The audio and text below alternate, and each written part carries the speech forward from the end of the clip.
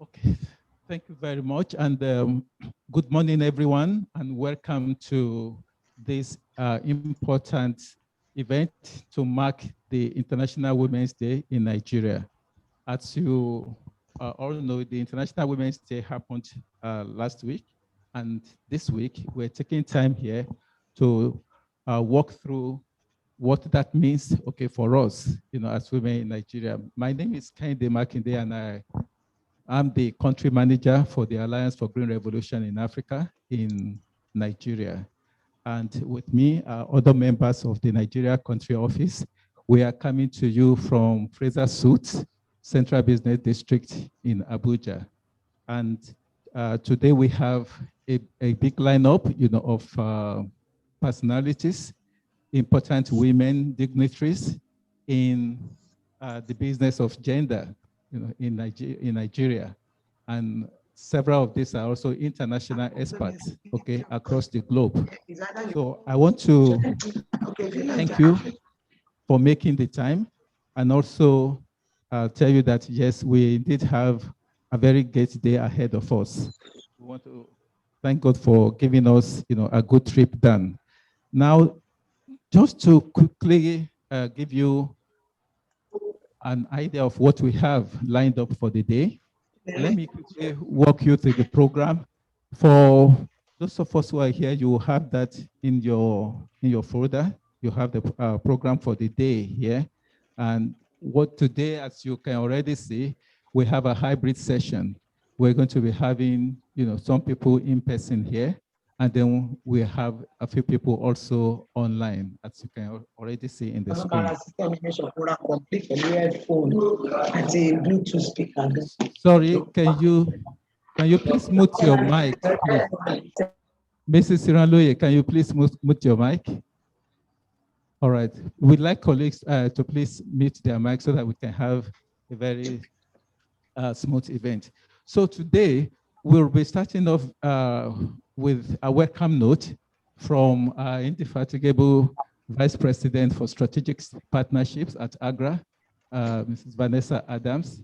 It's already there. I'm happy that we already have her on.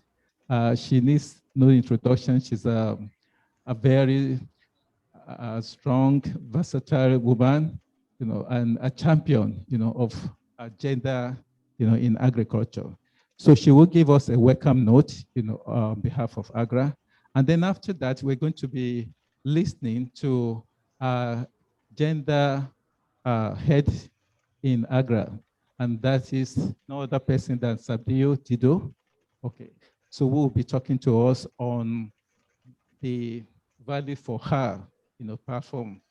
I think some of you here will have listened to her in an event which we had before introducing VALUE4HER. She will be taking that note. And after that, we were going to have a keynote address from Mrs. Sugra Mohammed, who is the Director of Federal Department of Agriculture at the Federal Ministry of Agriculture and Rural Development here in Abuja. And then we're going to have the first of our two panels. So we have panels of experts that have been taken from different parts, let me say, of the world, and also from agricultural value chain experts, women who have made indelible mark in the field of agriculture. So we'll be listening to two panels. The first panel will bring us financiers, commodity buyers, development, institutions, people who are helping to make agriculture move, within the country and elsewhere. And after that, so we have lined up a series of experts on that. And then we also have a second panel, which is going to be looking at women networks and organizational leaders. So that panel, also has experts. We'll be introducing the experts during their session, and then the facilitators for the event. And then after that, we're going to have a general question and answer. Each of the panel session has a Q&A. But after we finish the two panels, we're still going to give room for questions so that people have more visibility, all right, into what the VALUE4HER platform represents and what it can bring to us as women entrepreneurs and leaders in agriculture. And after that, we'll round up the events, which will be done by Esther Ibrahim, our Agri gender expert in Nigeria. So that's our lineup, of events today. I want to please request you to follow the events carefully, and please feel free to ask questions.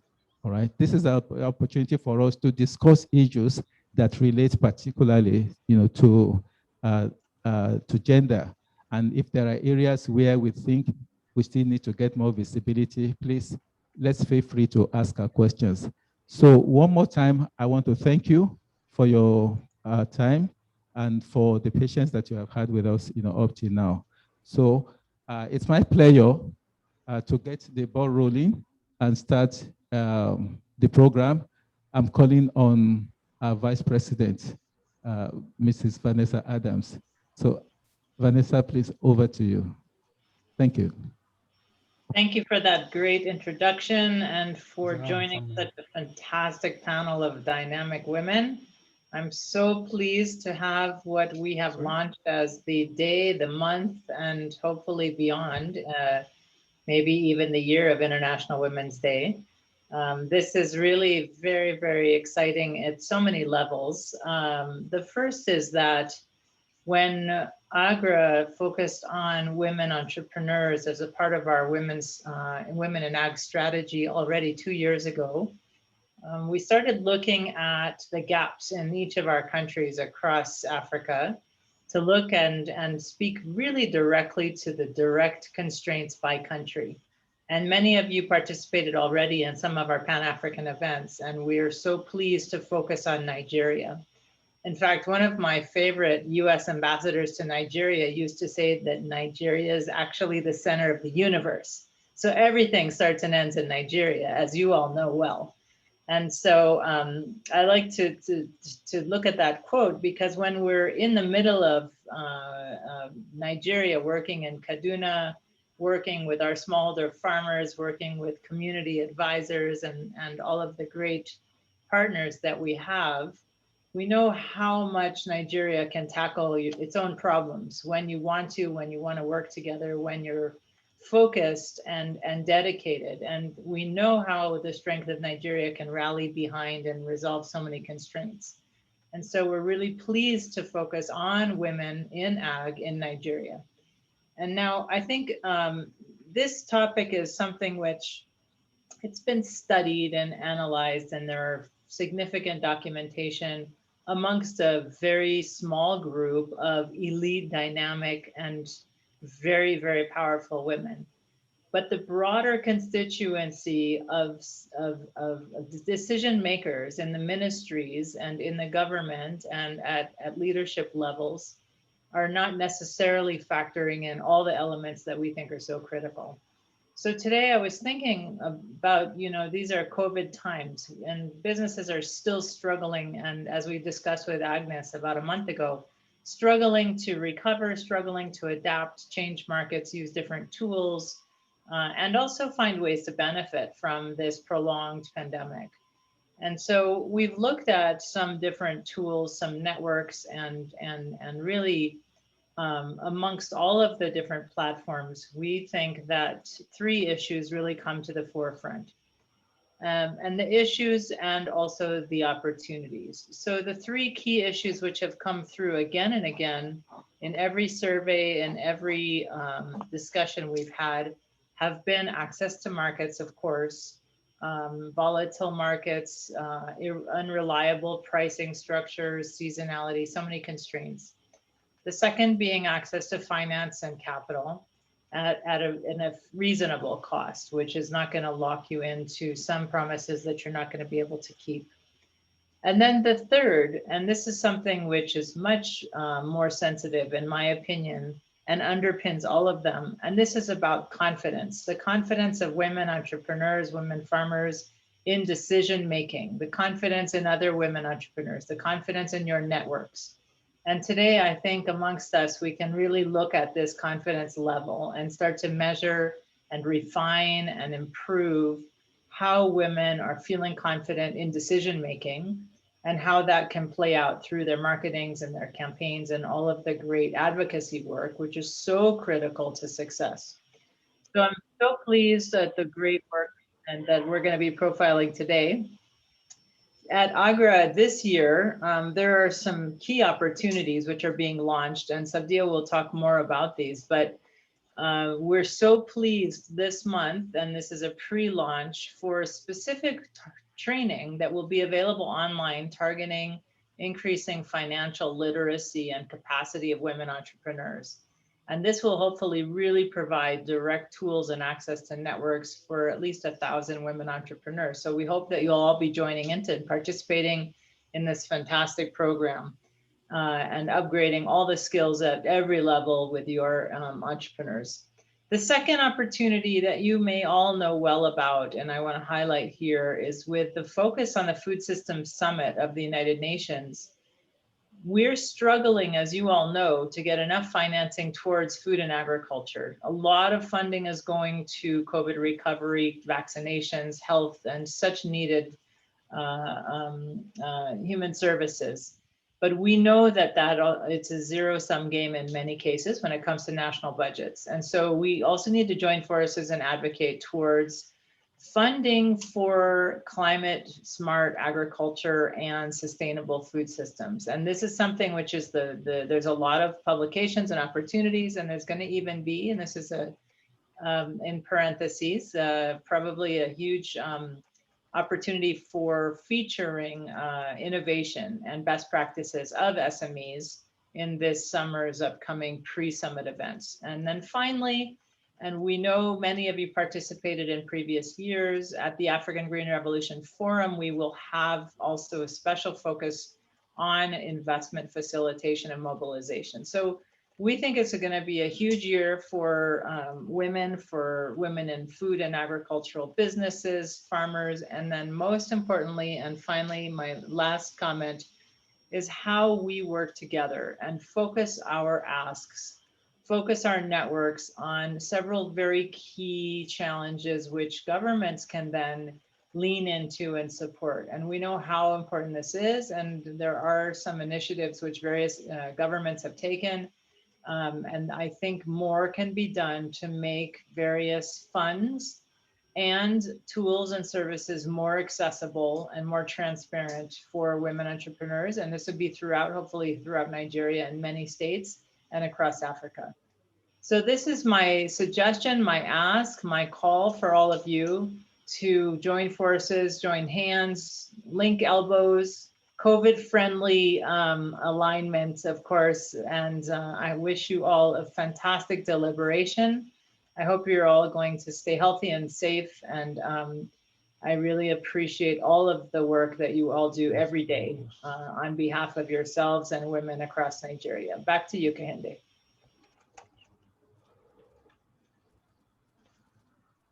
Much, Vanessa. Thank you so much for bringing us that energizer. I think you've stated very clearly, okay, the purpose of this event and the value it brings, for us as women. We are here, and we do know that certainly without women, there is very little or almost nothing that we can do, okay, as men. And we are here to really celebrate that. And so thank you so much. We have a lot of women doing you proud at Agri. I think it's good to let the people in the room know that, people who lead us and help us to push forward the agenda for inclusive agricultural transformation for Africa, and are particularly keen that they should deliver value for the women folk and the entire rural households. So thank you so much. Thanks for all the dynamism you bring to your work, and not only as Vice President Strategic Partnerships, but also as the Chief of Party, okay, for PIATA, the Program for Inclusive Agricultural Transformation in Africa. So can we give a round of applause? Thank you so much. Yeah, so also, with us at Agri, we have another woman of substance who is going to be talking to us now. She's Sabdio Dido. Sabdio Dido is the head of gender, inclusion, at Agri. And she joined us very recently, but since she came, she's brought in a lot of dynamism, okay, on the landscape. And today we are privileged, to have her talk to us about, what I can call her pet baby. Okay, I know she has a few other babies at home, but I know this as one of her, very, very important babies, close and dear to her heart. And that is the value for her. So can you please meet Mrs. Awusinya, please? Okay, so we can get much more value for our women folk. And there are quite a lot, of initiatives, okay, that Agri has on board to support women development and engagement, in agriculture. So she will tell us more about, the value for her platform, and also let us see how that will benefit different, engagements across the agricultural value chains, and what, this does for us also as women leaders in terms of reaching out to the women folk and enhancing their income and livelihoods. So it's my big pleasure to welcome on board Sabiu Dido, the end of gender at Agri. Sabiu, you're welcome.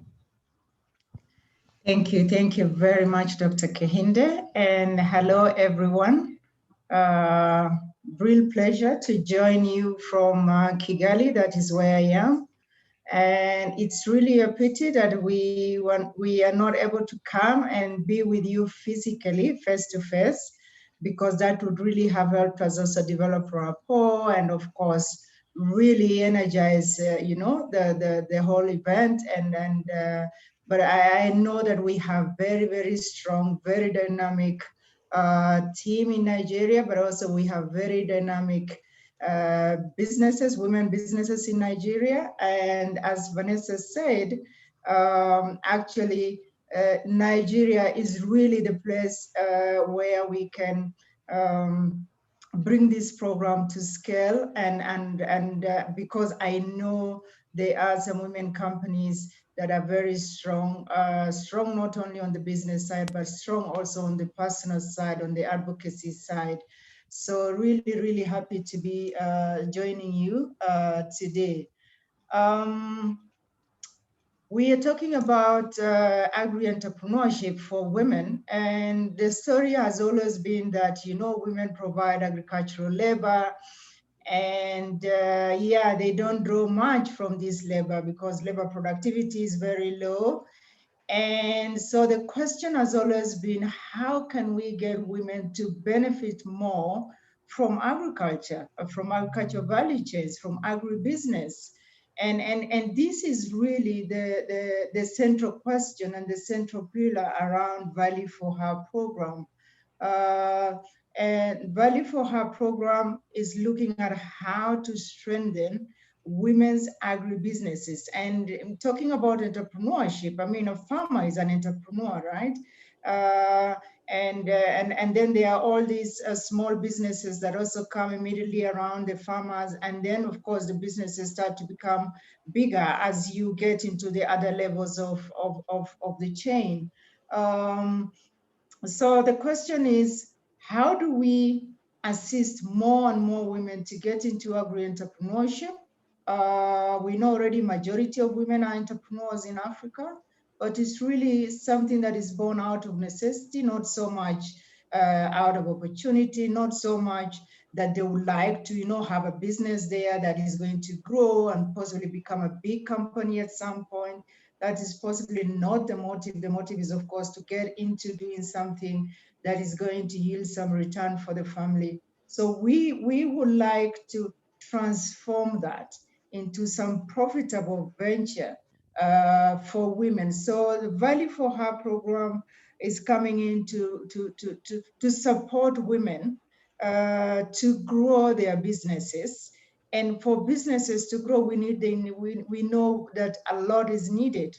And when it comes to women, what is needed?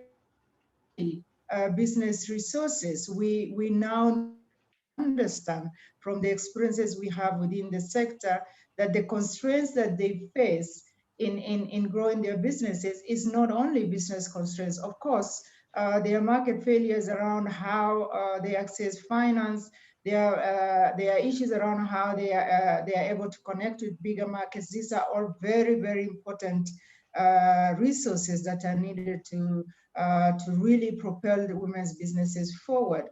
But we also know that, and Vanessa said this very, very clearly, that there are limitations on the side of the women business leaders themselves. And this is largely attributed to gender and social norms, and you know how women are generally positioned and socialized within the society. The fact that, for example, women's networks are limited to just within the area, within the geography where they are, that we know businesses grow and expand not only because of the capital that they are able to access, but because also that there is information on what the market opportunities are and how these opportunities can translate into bigger sales or bigger stock, or creating market networks that are crucial to propel the business. So there are a number of things there that are useful. So VALUE4HER program is powered by a digital platform. So what we have done is we have said, okay, these are the needs for women to grow their businesses. How do we bring these solutions to the women? And so this is why we created this digital platform, the VALUE4HER Connect. The VALUE4HER Connect is an integrated business solutions that has been constructed constructed using a digital platform. So there is a platform that brings all these different resources together. So there's resources around markets, there's and trade information, and generally industry-related information. There's quite a bit of news, for example, on what's happening within the different sectors where women are operating. So this information is shared. There's a bit of information around trade information, like, for example, if you're going to different markets, what do you need for those markets, and such like information. And then there's information, of course, around financing partners. There is quite a bit of resource that is knowledge related, information that knowledge that women can use to upgrade their skills. Of course, there are a number of programs that we run around this initiative. There's one very important component linking to, of course, what really differentiates a male-led business and a women-led business is the issue around the human capital, the human capacity, the personal capability of the business leader themselves. And I made reference to this in form of how the social and gender norms constrain women in terms of building up their business networks, instead of in terms of being ambitious, risk-taking, having a growth mindset. This is what this program is trying to address through what we call the women-to-women pillar. And the women-to-women pillar is essentially to help women develop a social capital, but also a collective capital. The issue around voice, I think Vanessa quite clearly spoke to that. And then, of course, the advocacy that really goes around this platform. This platform is our main entry, but at the same time outlet for advocacy messages to really expand the business space for women. So for Nigeria, of course, I know we can attract so many women companies to this platform. The more, the better, because then there is bargaining power when it comes to different buyers that are coming on board. There will be bargaining power with the different financing products that are out there. So the more, the better. So we welcome more and more women companies also from Nigeria to join the platform so that we can develop a program that is really speaking to the needs of women SMEs. Now, talking about programming going forward, Vanessa did make reference to the Women and COVID project that we are rolling out. This is again in response to the survey that we did that identified a number of struggles that women companies are having. And we are starting off on a more knowledge side, building the leadership capacity, skill, financial management, and for example, financial liability restructuring and stuff like that. We are starting off on that, but eventually we want to expand to all the various areas that are also needed for building future resilience of women's businesses. So we're looking, for example, at how digital could be used for marketing, for supply chain linkages, and many other things that that is needed really to make their businesses more resilient. We are having quarterly programs around the VALUE4HER platform. And so again, my call to all the women companies, but also all the partners that are on this call to really join us in bringing this to scale. I know across the continent we can have so many, millions of small enterprises that are run by women. The idea is to really bring this resource, this support to as many of these entrepreneurs as women entrepreneurs as possible, because this is a customized resource that is really speaking to the needs of women in agri-entrepreneurship. So I will stop there for now. Thank you very much for this opportunity. Really look forward to the very rich discussion that has been planned for today, and really looking forward to then going in to really do something in Nigeria around some of these areas that I have talked about. Over to you, Dr. Kahinde. Thank you. Yeah. Thank you so much, Thabio. That's very helpful. Well, that's what I told you, colleagues, that we have a lot of opportunities, okay, and tools that we can use to enhance, okay, our businesses, and also to enhance the work we do in leading agriculture across, the country. So, and I'm glad that we have people here who are very much ready and set to give us additional insights, okay, on the platform, and particularly more on, the work that we do as value chain practitioners. I know that virtually any trade, any business, any activity in the agricultural landscape that we don't have women leading. Okay, so that's not in doubt. So, but we do know that there are still a lot of potentials that we have not harnessed. So what we're doing here today is talking with each other and brainstorming on what we can do to improve the value, okay, of the work that we do, give more visibility to women, and ensure that, all of the things that we do deliver, much more value, not only, to the businesses. I know that as women, we're also very much concerned on what gets back to the household. So thank you so much again for bringing us those insights, Sabio. We will continue on our program as you have seen in the paper before you. To at this time, I think we're going to be looking to take on, the keynote address. All right.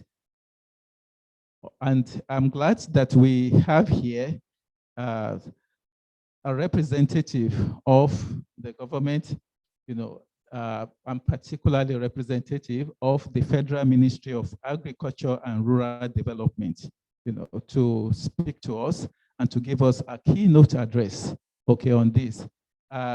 The person I'm talking about, it's somebody that we have worked together before, and she's very versatile. I was really very happy and impressed, when we had to work together on the events leading up to the AGRF, that is the African Green Revolution Forum, okay, that Agri holds annually with other partners, and that we held that last year.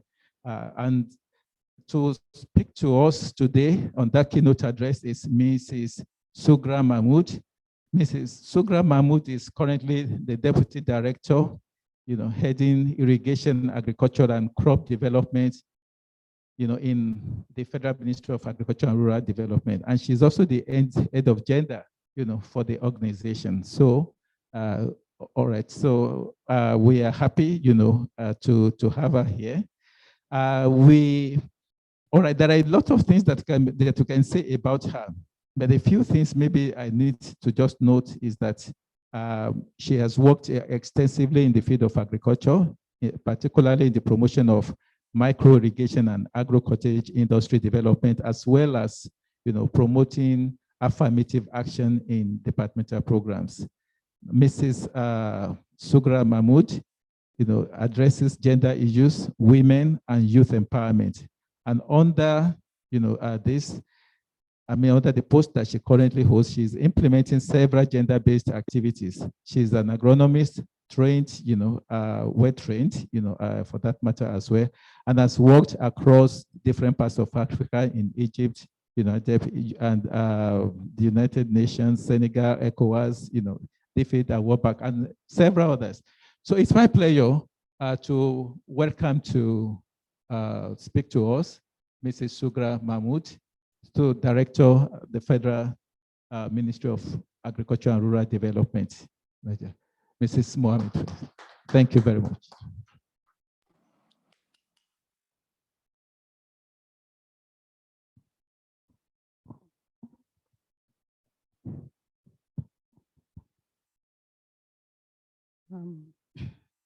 Good morning, all. My name is Sugra Mahmood. But in the introduction, I would like to make some corrections. Dr. Makinde, I'm not the head of gender in the ministry, but I am the gender officer for my department, Federal Department of Agriculture. That's one. Number two, I was trained, not worked in the organizations on gender issues by World Bank, by United Nations, and several others, and in Egypt by Ardo. And before holding this portfolio of micro irrigation, I was working on gender and youth programs, empowerment programs, for over 8 years in the ministry. So please, I would like to make that correction. Thank you. Yeah, so it is actually it is an honor and privilege to deliver the keynote address at this important Post Women Days event, where we launched the VALUE4HER country network across Agri countries. It's heartwarming that Nigeria is joining the League of Countries rolling out this program today at the country level. These events, as I've been informed, are aimed at promoting interactions between women-owned agribusinesses, market actors, and other public and development actors for better understanding of needs and opportunities for women in the sector. The event is also aimed at sensitizing women-owned businesses and their partners on the program VALUE4HER and the services it offers to reach scale and impact, as we've heard the earlier speaker say on Nigeria, because of the sheer number of women, around 51% now, and if the recent statistics are anything to go by, are women. And we have a pivotal role in agriculture. As such, there's a huge opportunity to actually reach scale and impact in Nigeria.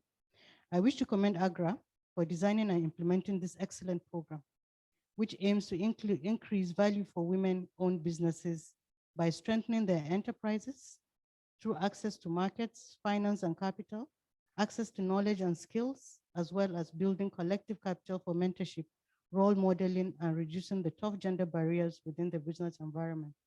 We heard what I think Sabdio listed as the barriers, and there are so many, and quite very, very, mind-boggling. And women have been facing this in Nigeria and across Africa. I'm particularly excited at the approach used by this program, utilizing the power of digital technologies, not only to connect women with one another, but also with market actors through the VALUE4HER Connect, a unique African women in agribusiness digital marketplace. As we all know, there are others that have started, like the 50 Women Africa Speak, the AWEP. There are other digital programs, but this, I think, is going to add value to what we already have on ground. The digital marketplace helps women entrepreneurs surmount the gender barriers to accessing the business resources and services they need to grow their businesses and make them profitable and sustainable. And the problems we have as women are so many. I've been wanting to start agribusiness for so long, but the financing outlay, the initial finance, and so many other things, the duty of care that I have to bear, as a woman in my own household and community is really quite limiting. So leveraging technology that I can use in my bedroom or in my living room to market and to do other things, especially in the new normal now, is so simply awesome. So the platform enhances visibility of women agribusinesses, helps them build collective capital and networks across the country and continent, and even globally.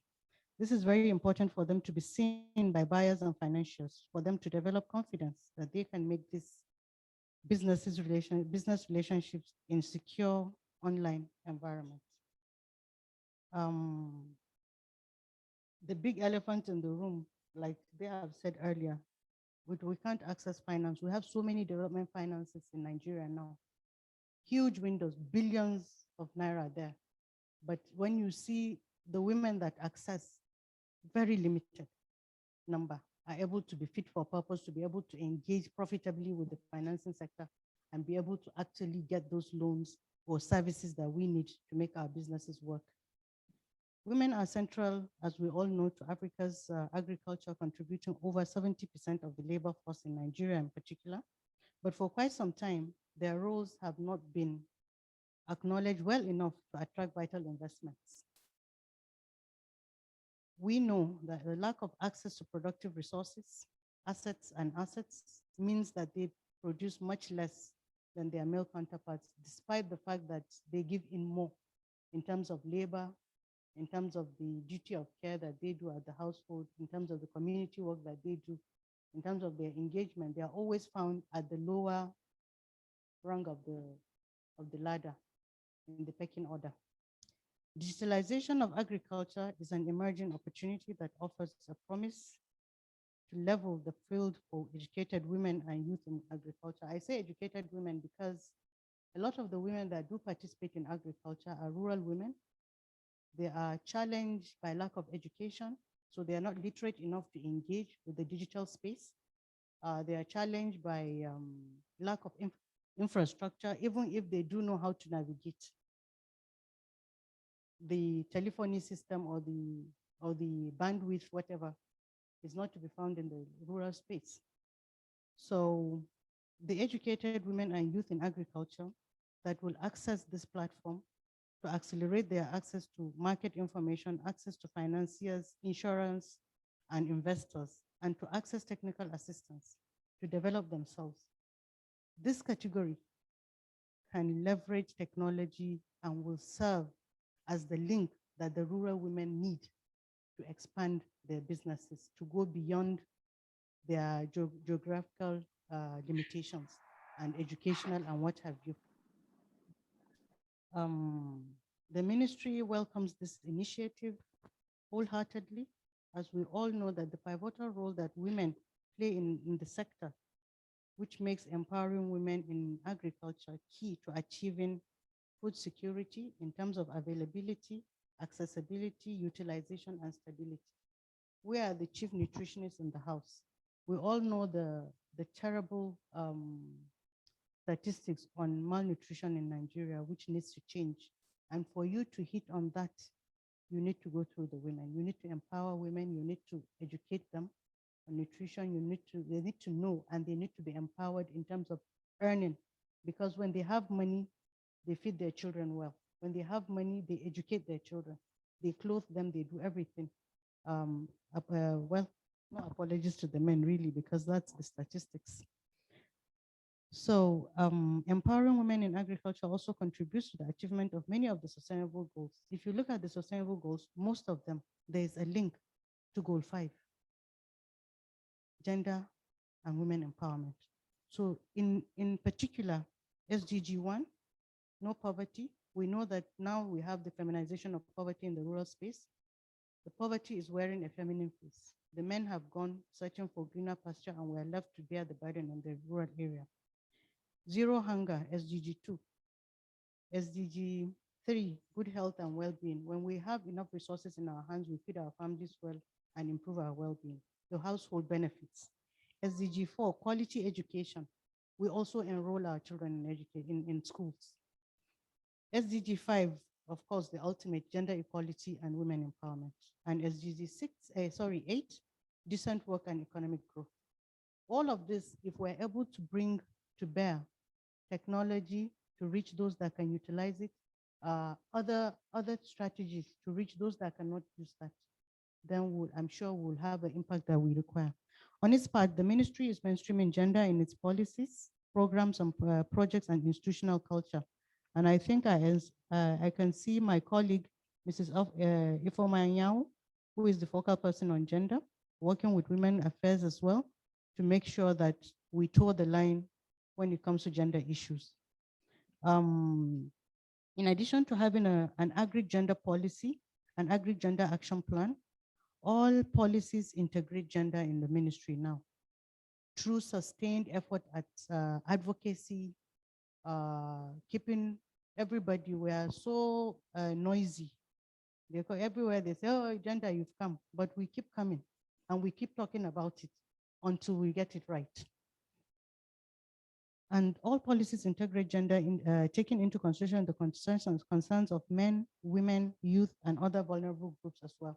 Some of the empowerment we do, we also take care of the vulnerable. We keep a certain percentage or quota for them to make sure that we have an inclusive policy and activities in the ministry. At the programming level, separate budget lines have been established for gender, women, youth, and nutrition to ensure access to productive inputs, improve participation, and food and nutrition security for women and youth, as well as the nation. Our nutrition policy, we have a well-developed food and nutrition policy that targets women on a very, very high level to make sure that we change the narrative in terms of our malnutrition statistics and make sure that women are empowered beyond what is currently the stance. In all value chain development activities in all our technical departments, parastatals, NARIS system, we strive for the affirmative action of 35% to make sure that women are included by hook or by crook. We try. Youth empowerment programs and projects also strive to achieve that gender balance for the 35% female participation in all our activities. The ministry is currently providing women with cottage-size equipment, facilities under different programs for value addition and improved income. We've realized that women are congregated along the processing node because of lack of access to land. And most of the money too is made in that downstream sector. So we are working different departments and different value chains are working to provide them with access to processing equipment so that they can add value and earn more than just as farmers. As part of the support to farmers given by the ministry to reduce the impact of COVID-19 pandemic, 35% was deliberately preserved and distributed to women nationwide.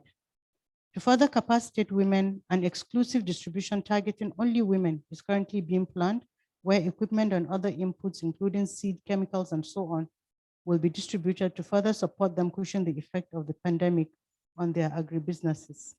The ministry also works with other key stakeholders at national and subnational levels to target and empower women through improved access to productive resources, extension services, and agency by involving them in sector governance. Gradually, we are getting that issue of sector governance by including them when they're forming committees. A certain quota is given to women, a certain quota is given to youth so that we can have inclusive and well consultation, whatever we're doing. So today, as we launch this value for her, we seek to amplify the voices of women and those that extend their efforts to understanding the needs of women and learn from those that have excelled and continue to demonstrate impact through innovation, advocacy, resilience, and networking. Ladies and gentlemen, I'm certain that today's discussion will provide us useful insight in two areas because I've seen the lineup of speakers and they are all experts and very passionate about what they do. Addressing key barriers for women empowerment in agriculture and expanding the marketplace for women through strong networks. And as we continue to deal with the impacts of COVID-19 and build resilience for future shocks, the importance of partnership and collective action cannot be overemphasized. Thank you so much for listening. God bless Nigeria and God bless the people of Nigeria. Thank you.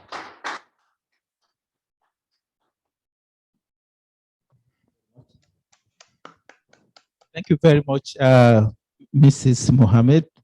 I think that was a very good keynote. We're taking note of a few things that you said, around the value of just staying within your bedroom and you are able to use technology to leverage several things. I think that's something that we all need to, to take note of. The other things you said about how empowering women really helps, the family. I think that's something that we are all very used to.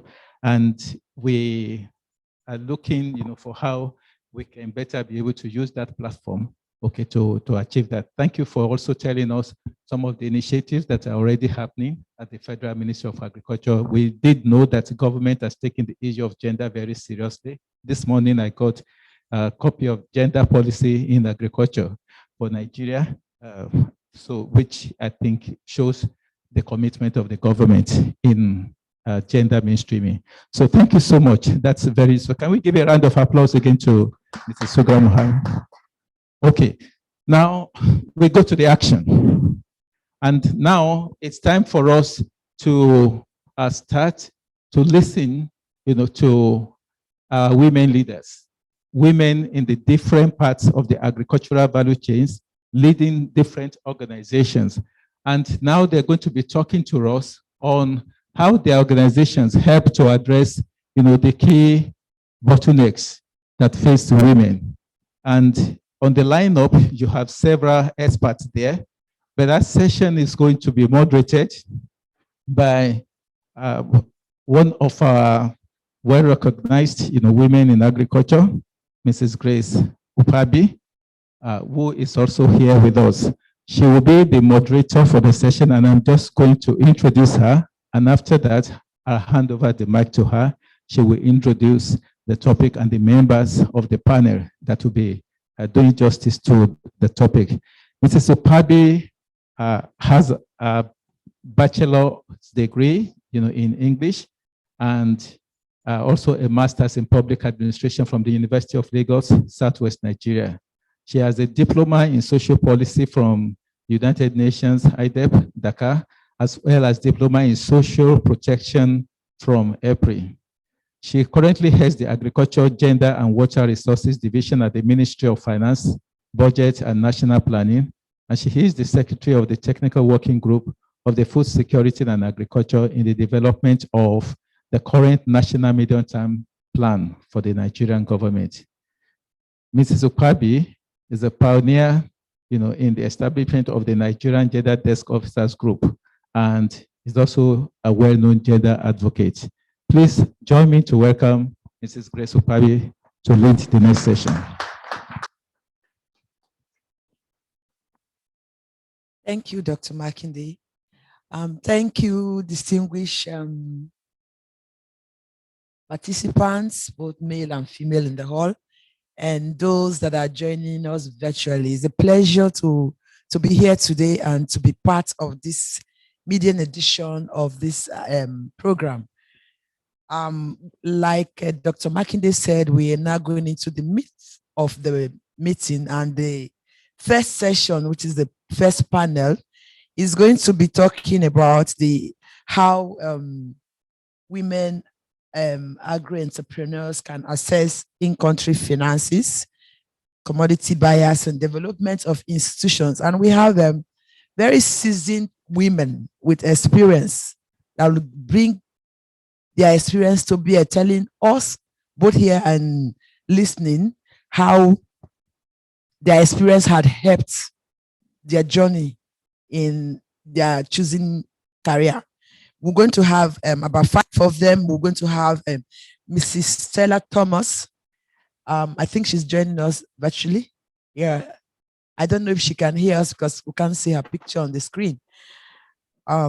Mrs. Thomas is an experienced agriculturalist with over 14 years in business of seed in Nigeria. She has a diploma in seed business from the University of Nairobi, master's in agricultural economics from Bayero University, Kano. She's a pioneer to seed she has pioneered 2 seed companies. She's consulted for large farmers in the country. She also has an executive finance management certificate from Harvard and other certificate courses in seed business. She has worked as a consultant for the government and private sector. Mrs. Stella is the managing director of Techni Seeds Limited. Please, let's put our hands together for her. So I wave to you, ma'am. Another of our panelists is Mrs. Yemisi Iraloye. I hope I got it. Iraloye. Yes. Thank you. Mrs. Yemisi is an indigenous of Ogumosho in Oyo State. She obtained a BTech degree biochemistry from University of Technology, Mina, and an MSc in biochemistry from University of Ibadan. She's the MD of Sultry International Company Limited, a company she started in 2005. She produces food-grade cassava starch of the highest quality in Nigeria. She has over 19 years experience working in private sector. Mrs. Yemisi serves on several boards and was the first president of AWEP in Nigeria. She has several awards for her contribution to agroeconomic development. She's a born entrepreneur, the first female cassava starch industrialist in Nigeria and West Africa. She runs an inclusive business model. Please let us put our hands together for this great Nigerian woman. Mrs. Bukola Awosoya is another very, very great Nigerian. A banker, the head of divisional head agricultural finance and solid minerals in the Sterling Bank. She's a graduate of agriculture from the prestigious University of Ibadan and has been active in the field of finance, particularly in the agricultural sector. She has over 32 years banking experience. In her position as group head of Agri Finance, she's responsible for managing the agriculture portfolio of the bank by ensuring the bank lends profitably to the sector. It's somebody that some of us would like to meet in the house here. Her roles also include and not limited to formulating strategy for the department. Please join me and make welcome Mrs. Bukola Awosoya. Ma, you're welcome. You might just wave to us. Yeah, she's speaking, but we can't hear her. Thank you, ma'am. Thank you. Good morning, everybody. Good morning. Good morning. Yes, glad to be here. Thank you. Thank you very much. We also have in the house Dr. Agnes Farcio. She is the founder and managing director of Swan Cape Limited. Swan Cape Farms and Swan Cape Shop. She is also the executive director of Arrowhead, a veterinary doctor by training with 21 years experience. She had also worked in the bank before going to private business. Please welcome Dr. Agnes. And finally, as part of the panelists is Mrs. Rose Gaslinger. I'm trying to look for her. Ah, yeah, thank you. She's the CEO of Pola and a very seasoned insurance woman. She's into climate change insurance to smallholder farmers in emerging markets. She's well experienced and a very good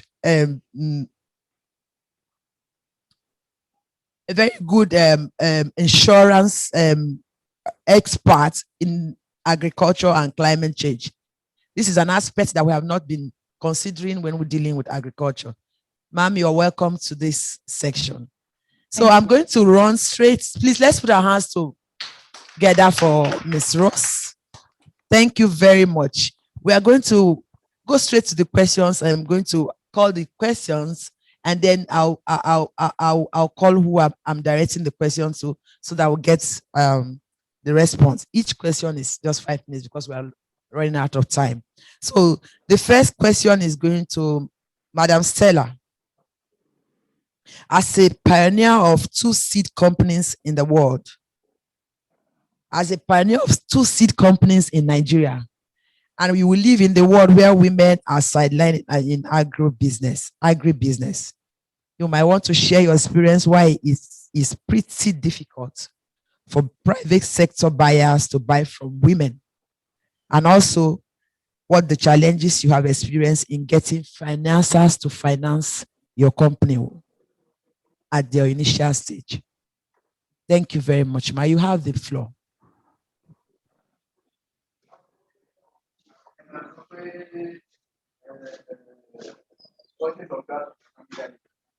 The question is actually for Madam Stella.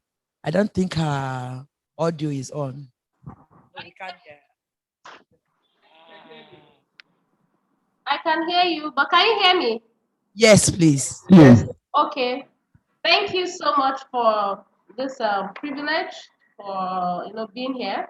I want to thank Agri for all their support to women. Agri is one of the people that have supported me as a woman entrepreneur so far. So I owe a lot to them, and I want to use this privilege to say thank you to them. It's it's quite challenging being a woman entrepreneur. For example, when I started the seed company, I was the first woman entrepreneur in Nigeria.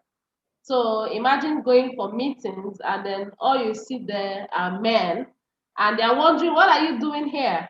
We're talking about the farm. Do you think you have the energy? Do you think you can go to the farm and all that? But I've always believed that a woman is a very passionate person.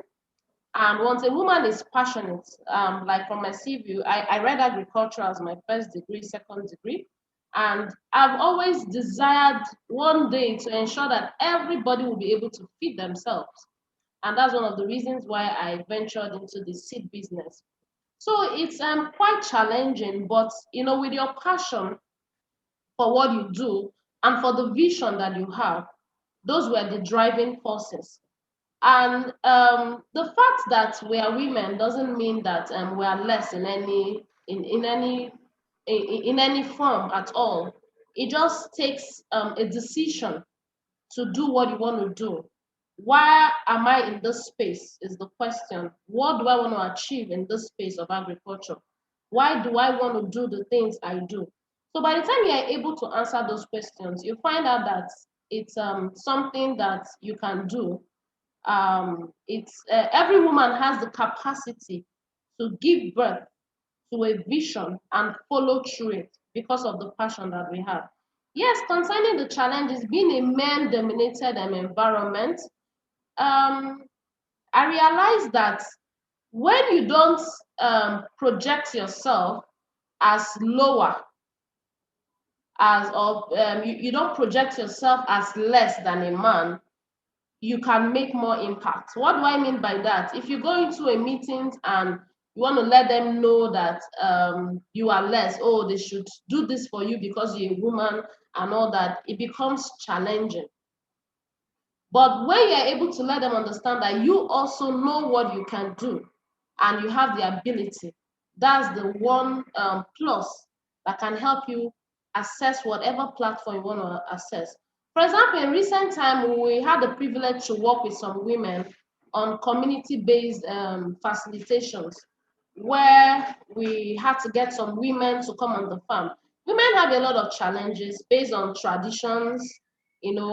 Sometimes, especially I am in the north, and I have to do with a lot of women in the north. In the north, their women are not really allowed to do so much. Especially the rural farmers. But you see, with sensitization and with their husbands being involved, in recent times, things are changing. You can see a lot of northern women, climbing to the top. Our keynote speaker just said that to us. So all we needed to do was to sensitize them and let them know that the fact that they are women does not mean they cannot achieve as much as possible. Because when you feed when you empower a woman, you're empowering a nation. So we went out by sensitizing the women through even their husbands. We had to have meetings with their husbands and let them know that we need an inclusion of these women in what we're doing. This is no time anymore where you say it's just the man that will do things. Allow these women, they can do it. They have the capacity.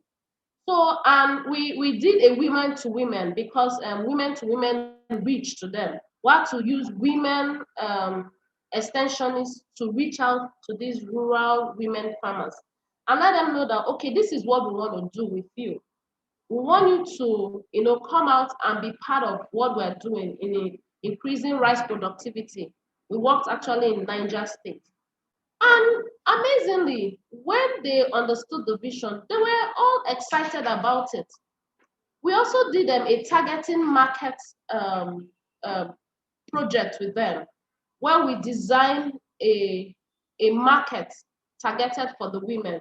They say, why the women? I can remember the first time I wanted to join the industry. One of the things they told me is that, women, we have so many excuses. Today we are pregnant, tomorrow we have babies, next tomorrow, there are so many things. But all these things, they can be aligned and we can still achieve. I've seen women back their kids on their back and go to the farm. So what we do with them, we tell them, okay, you can get in and you can get someone that can help you with this. But what is important is that don't forget that when you were created, there's something inside of you. So we did a lot of targeting in terms of, marketing for them. And then one of the other challenges that I also find out that the women have is, that startup, the initial capital to start off like in the seed business. So one of the things that we did is, because we're women, we gave them special discounts for our materials. But one thing I want to say about a woman, once a woman, takes up your material, your seeds, and say he wants to market it, they come back they give you back whatever you've given them, even with profits. So women can be trusted. They can be trusted. We taught them on how they can be able to, differentiate their business from maybe their needs. So generally, the women, if they're encouraged, especially in farming, we have policies that are concerning the land use act, where it's the men that are allowed to own land. These are some of the things that we talked with the, with the government, the local government in Niger State, and said, what can we do about this? We also want these women to have their own farms, at least their 1 hectare farm, their 2 hectares farm. 1 minute more, just okay, 1 minute. Okay, and I'm glad that there are policies in that direction now. So generally, it's just about believing in yourself and also knowing that you can do whatever you want to do. In terms of receiving finance, it was challenging in the first time, but when you show them the books, when you show them your capacity, they don't have a choice but to give you this money to do the business. So that's my story. Thank you very much. Thank you so much. Greatest success story was keeping books. And so it was able to have evidence to ask for loan and financial support. And then the others is the ability to go ahead with your gender roles and still be able to make a living. Thank you very, very much, Mrs. Thomas. It's quite inspiring. Next question is going to Mrs. Yemi C, the first female starch industrialist in Nigeria and West Africa. So, ma'am, I'm going to ask you to share your experience. Okay. You tell us what's... Good morning, madam. Let me just ask you the question and then we just go through them. Tell us what, where, and are the challenges faced by you in reaching markets. Where, and what is or are the challenges you face in reaching the market for your products. And how did you surmount those challenges? Okay. Thank you. Thank you very much, Madam Chair, and good morning to everyone and all the women in the house and the few men in the house as well. And I want to use this opportunity to thank Agri for inviting me to this panel and the support we've enjoyed from Agri in the last few years in our business. I actually started my own business in, even though the company was incorporated in 2005, at that time I was still working for a company. And I had my 5-year plan to exit. I told myself when I get to 40, I wanted to do my own thing. So 5 years before I was 40, at 35, I had started my planning. So I drew up all the plans and had about 10 items I needed to achieve before I quit to start my own thing. And the first thing I did was to incorporate the company, just had it under my pillow, and then the next thing was to get land. And that was the first challenge. To get land of the size I needed was not coming cheap. So I had to use almost 3.5 years to pay for the small piece of land where I have my factory today. And in 2011, I decided to leave and start my business. I would say that it was quite challenging because the factory was located in the middle of nowhere, just in a village where there's no road, no water. In fact, you won't even believe there are human beings living in that environment. But that was where I felt I could make impact. I wanted an inclusive business. I wanted a business that was going to impact life. I felt being a woman, there was that passion, there was that part of me that I wanted to provide a living for people while I was making money. So it was like doing how do I call it now? So it's like doing business at the same time doing a bonanza, as it were. At that time, it was like, what is she doing? I felt I wanted to work with smallholder farmers, and I wanted women to be part of it, being a woman. So I relocated from Lagos to this environment, started living in a small house in the farm. That was how my story started. Now, to get money was the first thing. How was I going to get money to build a factory? I had done all my business plan. I started farming at that time. I bought one tractor. I was just rattling and just here, make application today, they will turn it down. Make application tomorrow, they will turn it down.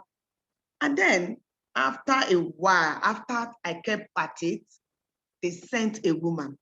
And that's the real strong point I want to bring to the table here, that women, we are the one that will liberate the other women. So they sent this woman from First Bank, whom I still believe, I told myself I have to go and look for her today. And I was just thinking as we're looking at this program that that's one woman I need to celebrate very soon. And then she came, and she was assistant GM at that time. She said, they sent me to come and look at this, your project. And because you've just been throwing in applications and applications, you won't even give up. And then she's like, how did you even get to where you are? She got impressed and said, yeah, me see, I'm giving you this money. It's not the collateral I'm giving it to you, and you must not disappoint me. And that word hit me so hard. And I told her, I promise you, you will see me on the top. And that was a deal. And she left. 24 hours later, I got my first breakthrough money. And that was direct from CBN. It was a cat loan. That was the money I used in starting my the factory.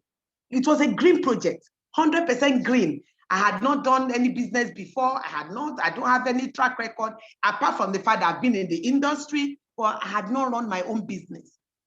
So I started then, and then went into doing working with smallholder farmers and make sure that there was women in each of the group. So to get more, when we started, we had just 2 women, only 2. And then we now said, if you want to work with us, each group must have a minimum of 5 women out of 20 in the group. And that was how we started working with women, increasing the number of women among our farmers. Thank you. When we produced the first product, the first challenge was, how are we going to sell it?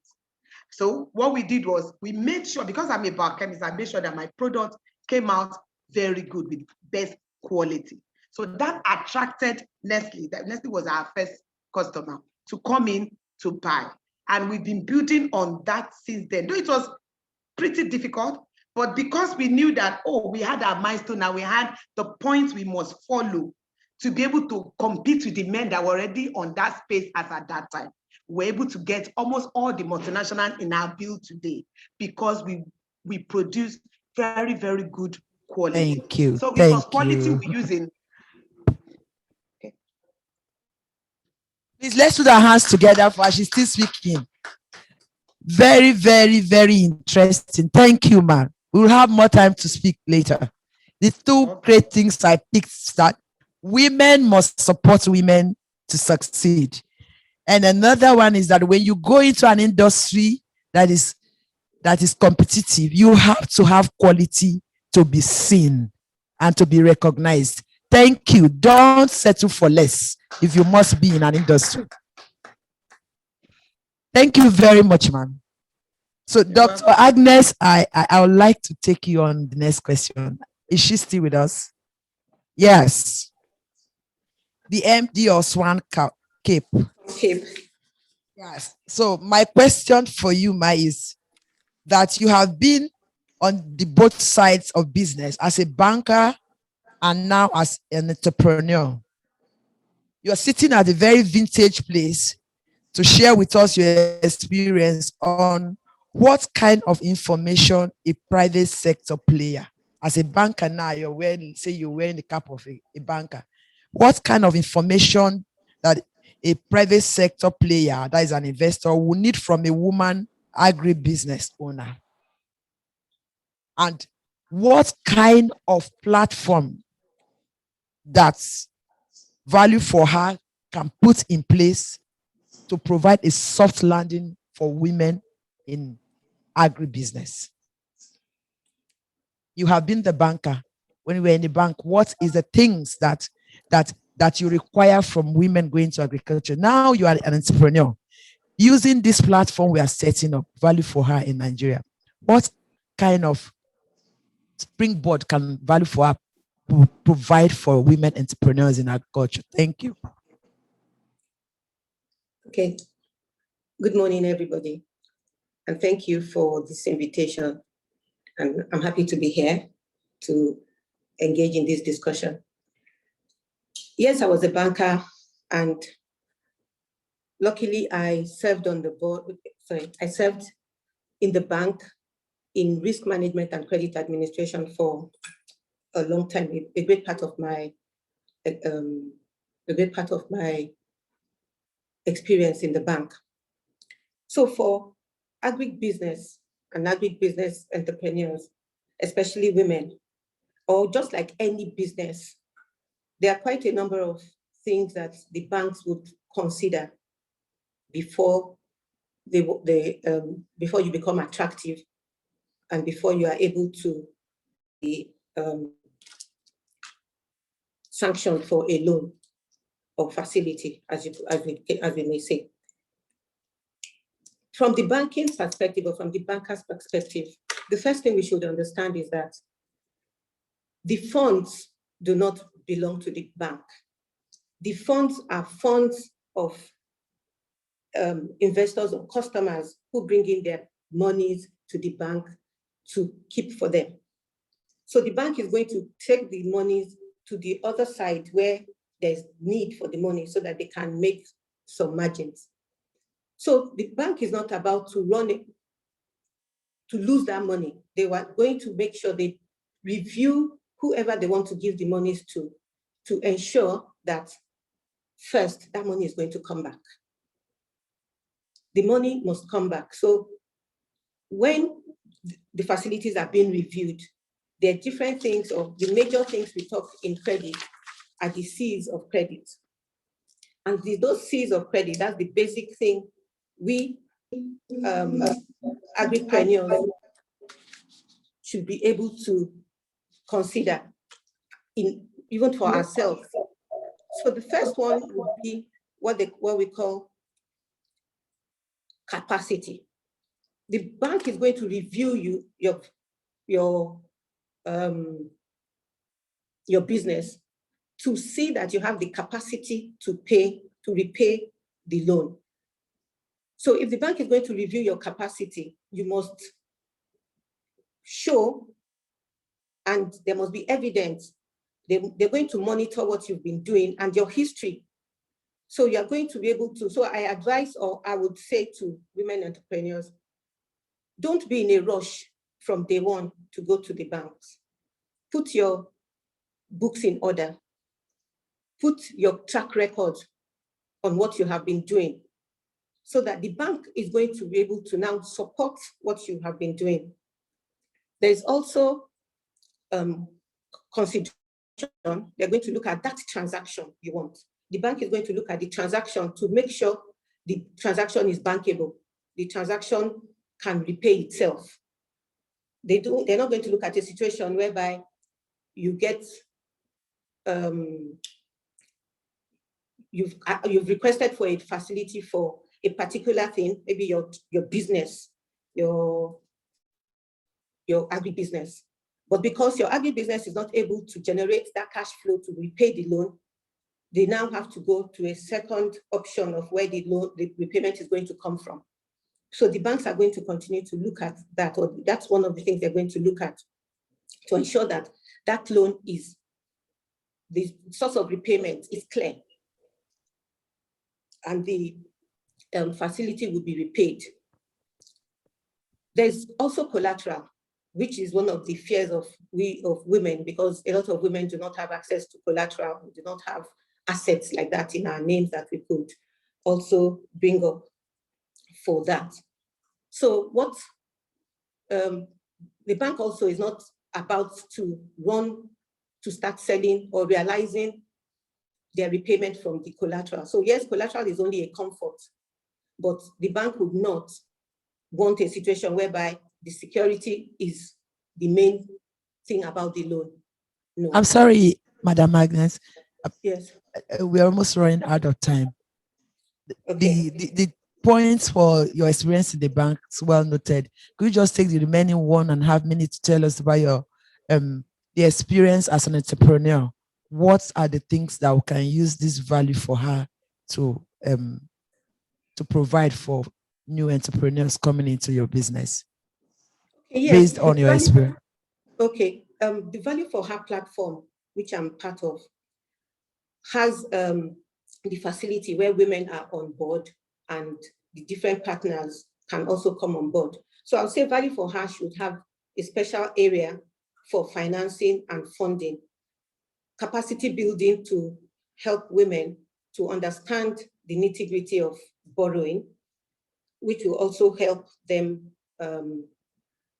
which will help women to be better to be in a better position to access these loans. So the Value for Her platform should have that section for loan facilities, asset creation, but it's more in a form of capacity building, and also invite bankers to the platform as well, so that they can have that relationship with women or women in agribusiness.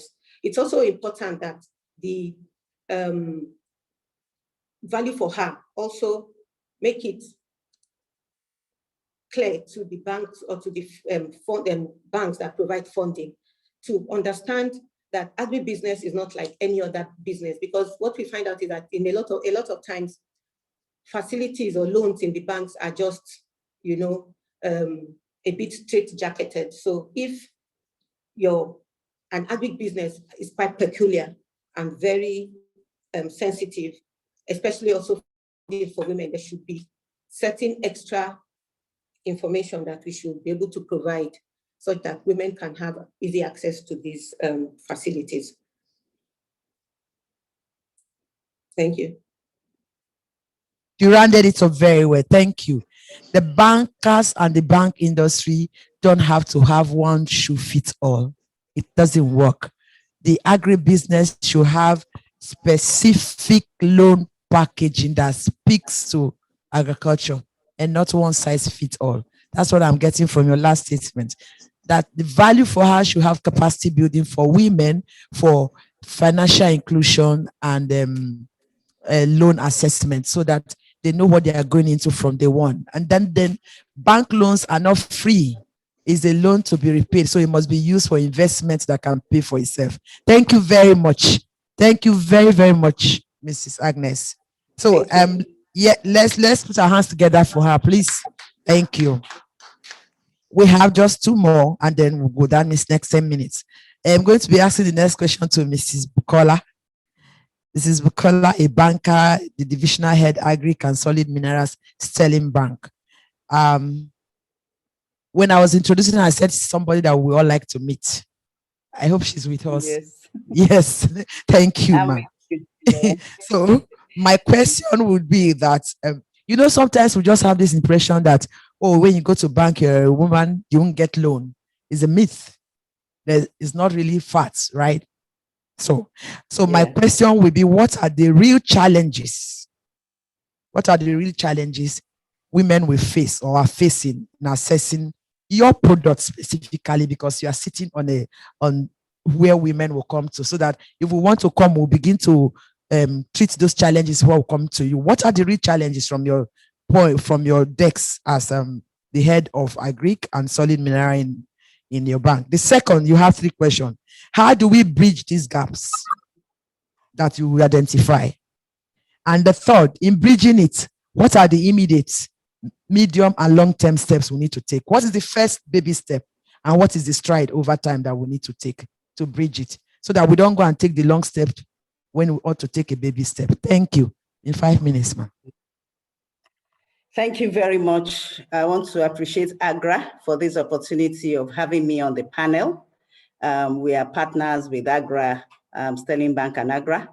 And then for the this particular platform for women, I'm somebody who is very passionate about seeing women progress. It's something that I have been doing all my life. I studied agriculture, and I told myself I'm going to use this agriculture to impact lives. And I'm happy and on that desk in the bank. So in Nigeria, we know that agriculture is the largest provider of labor. And not only that, it provides the largest employment, and women are also an integral part of this. So in our bank, Agnes spoke a lot about different things, what you'll be looking at when you want to assess funds. Not only that, we have dedicated a product to finance women in agriculture. And that product goes to about 65%, 70% of women are allowed to access this product, and the product is at 9%. However, going to the challenges of assessing the product is open to every woman, 70% women, is a single-digit interest rate. However, for women, like has been said from various speakers, women have to be confident of what they're doing. They must know about their business. They must be able to articulate their business into a document that will be a document that they can talk about their business when they are called. And this is a business plan. You find out that a lot of people don't have business plans. There is no feasibility on what they do. So if you don't have a feasibility, you can't talk about your project, then how will somebody else who wants to finance you understand what you want to do? So the first thing and the requirement is that you have a business plan. With a business plan, you are able to articulate what you want to do. You are able to say, in my first phase of the project, this is what I want to do. In my second phase, and how do I want to expand gradually? You are able to articulate it in a business plan, or what you call feasibility reports that most people know, refer to. So the challenges is that you don't have a business plan. Number 2, we talk about financials, your capacity, your repayment plan. Agriculture has evolved from being a social responsibility to agriculture being a business. So if agriculture is a business, then you must treat your request as a business. The AFDB president has said, agriculture is not a development activity or a social sector. It is the biggest money-making business in the world. And therefore, it has a potential of going forward. And women form about 70% of this market. So you must have a business plan. You must have a repayment plan such that as a business, you are carrying you must be able to say this business is profitable. You must have records of what do I need, what are the things I've spent, what is my cost, what is my cost, what is my profit, and then with that, you are able to say this is my profitability. So a business plan, a cash flow projection over the years, over the months are required. You also need to have, I've talked about financials. You must have your financials, and the financial talks about your business, the profitability, the cost. You must also have your proposed collateral. So for this, what collateral does is that collateral is just a fallback in events like Agnes spoke about. She says it is shareholders' funds. And so you must be able to return the monies to the owners of the monies. And most of us are shareholders in different organizations. So that's why a collateral is there, that in events, the loan goes the other way, I must have a fallback. But what we have done for this product, we have not asked for collateral that will say, go and bring properties, go and bring this. We have made our collateral requirements a bit soft so that women can access it. And that takes us to access to markets. So what we do is we do value chain financing.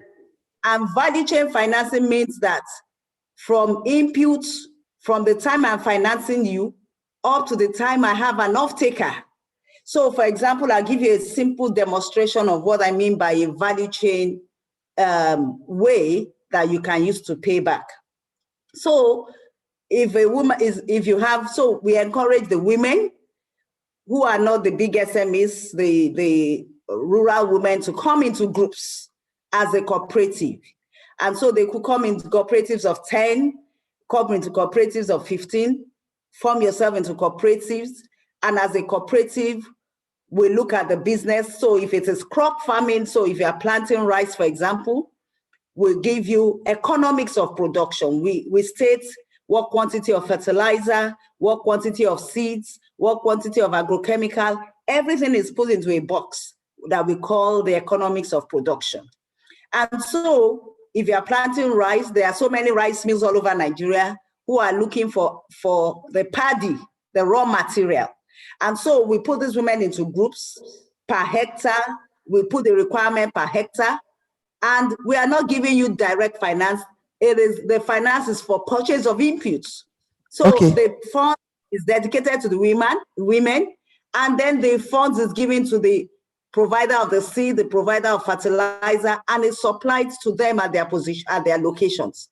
And then from there, you have a rice mill who will now connect to them to say, when you harvest, this rice mill will buy off the commodity from you. So from the process of the rice, the rice miller buys the paddy, and with that will repay the loan. The same thing if it is livestock, if it's aquaculture, we provide market linkages that are able to pay down those loans. If it's broiler, thank you so much. Thank you, thank you. You provide market linkages. That is very, very nice way to end your comments. I noted quite a lot. Everyone that wants to go into agribusiness should be able to do a visibility study. You should be able to have an idea of what you want to do a visibility study. And then we now know how your bank does this collateral and all that, and how repayments is assured. So you give money to the suppliers, and when they produce, they sell, and then they refund you. You monitor from beginning to the end. Thank you very much. We note that. We will tell our women we are coming strongly. Please, can you put our hands together for our panelists? I'm sure we have gotten one or two ideas that we'll take back to our women. Thank you very much. This signals the end of this session because we are running out of time. Before we leave the panel, I want to tell all the women here on this platform, Sterling Bank has a product for you women, and we are ready to work with you. And all of us on the agriculturists, so we understand the business of agriculture, because that is very key to financing a business, like Agnes mentioned. Just so, come here, feel free to work with us. We will handle you. We want your business to be profitable, and we want to empower women. And when you empower a woman, you are empowering a nation. Thank you. Thank you very, very much. The women must choose to challenge how agribusiness is run in Nigeria and then change the narrative for good. Thank you, everyone. It's a wonderful time. I'll return to Dr. Makinde. Please, can you join me to give a round of applause to all the panelists? Thank you very much. And a special one to Mrs. Grace Ukwabi, also for a very nice moderation. Thank you, Mrs. Ukwabi. We're grateful. All right. Now we need to move quickly, and I believe that we have been able to get a few points, from what the different speakers have said. Sometimes we think the route is difficult to navigate, but you can see that with guidance from experts, we can actually find it very easy, all right, when we need to get into the financial landscape, or even, to start off as an entrepreneur. So thank you so much, all of the panelists who have brought us beautiful insights. And I'm hopeful that people who are listening also on the platform will already see that there is a lot to gain, okay, connecting with people who have walked the landscape before, just as we have learned from different experiences. I'm seeing that there are quite a lot of comments, reactions coming from, the chat room.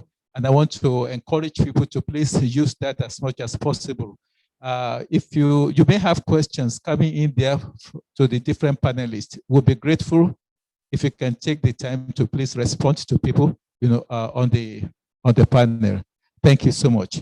Now we will be going to the second panel. All right, and those are just the two panels we have today. So please, I seek your indulgence to give us more patience. This time, we want to connect with some aspects, of agricultural work that we know that women feature prominently. And we'll be looking at women networks, and organizational leaders who will be talking to us. What do we want to learn? Now, we know that women play a very, very critical role in the marketplace. So we're trying to see how can we use the networks to benefit women, all right, in the marketplace, so that, it becomes very easy for them to get the support that they need to play, active roles, in markets. When we have had all the marketable surpluses from farming, we still need to take them to the market to improve on what we do. And in any case, when you look at the market end, that's where you have women play quite a lot, post-harvest market, part.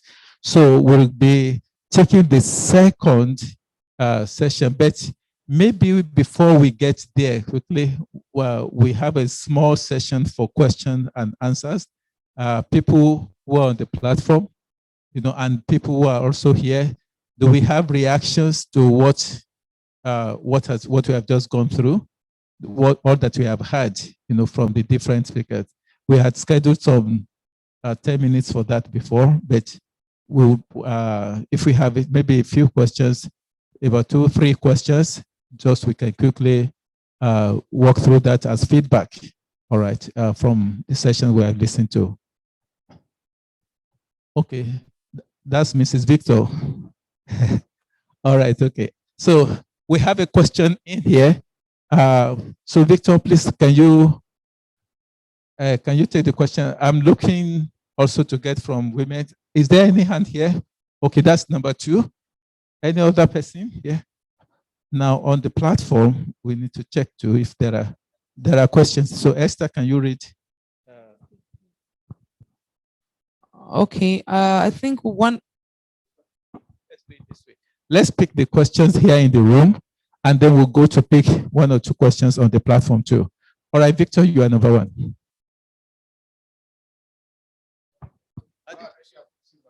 How did you get in here? Eh? I came in as Mrs. Victor. Good day, everyone, and nice to be here. Great presentations, and I just want to appreciate what our panelists have shared with us. One of the key questions I want to ask here today is, how do we integrate all gender interventions in the agri sector?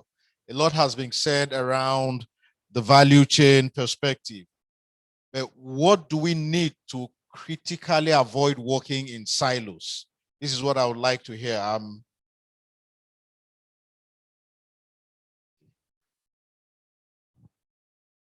Okay, so my question is directed to, I'm not sure I can see her face here now.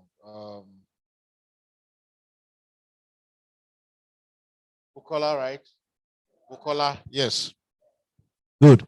So she shared her experiences, and I'm sure if someone else has contribution to make in this regards will be helpful. You spoke about the value chain perspective, and there's just so many women groups working in silos.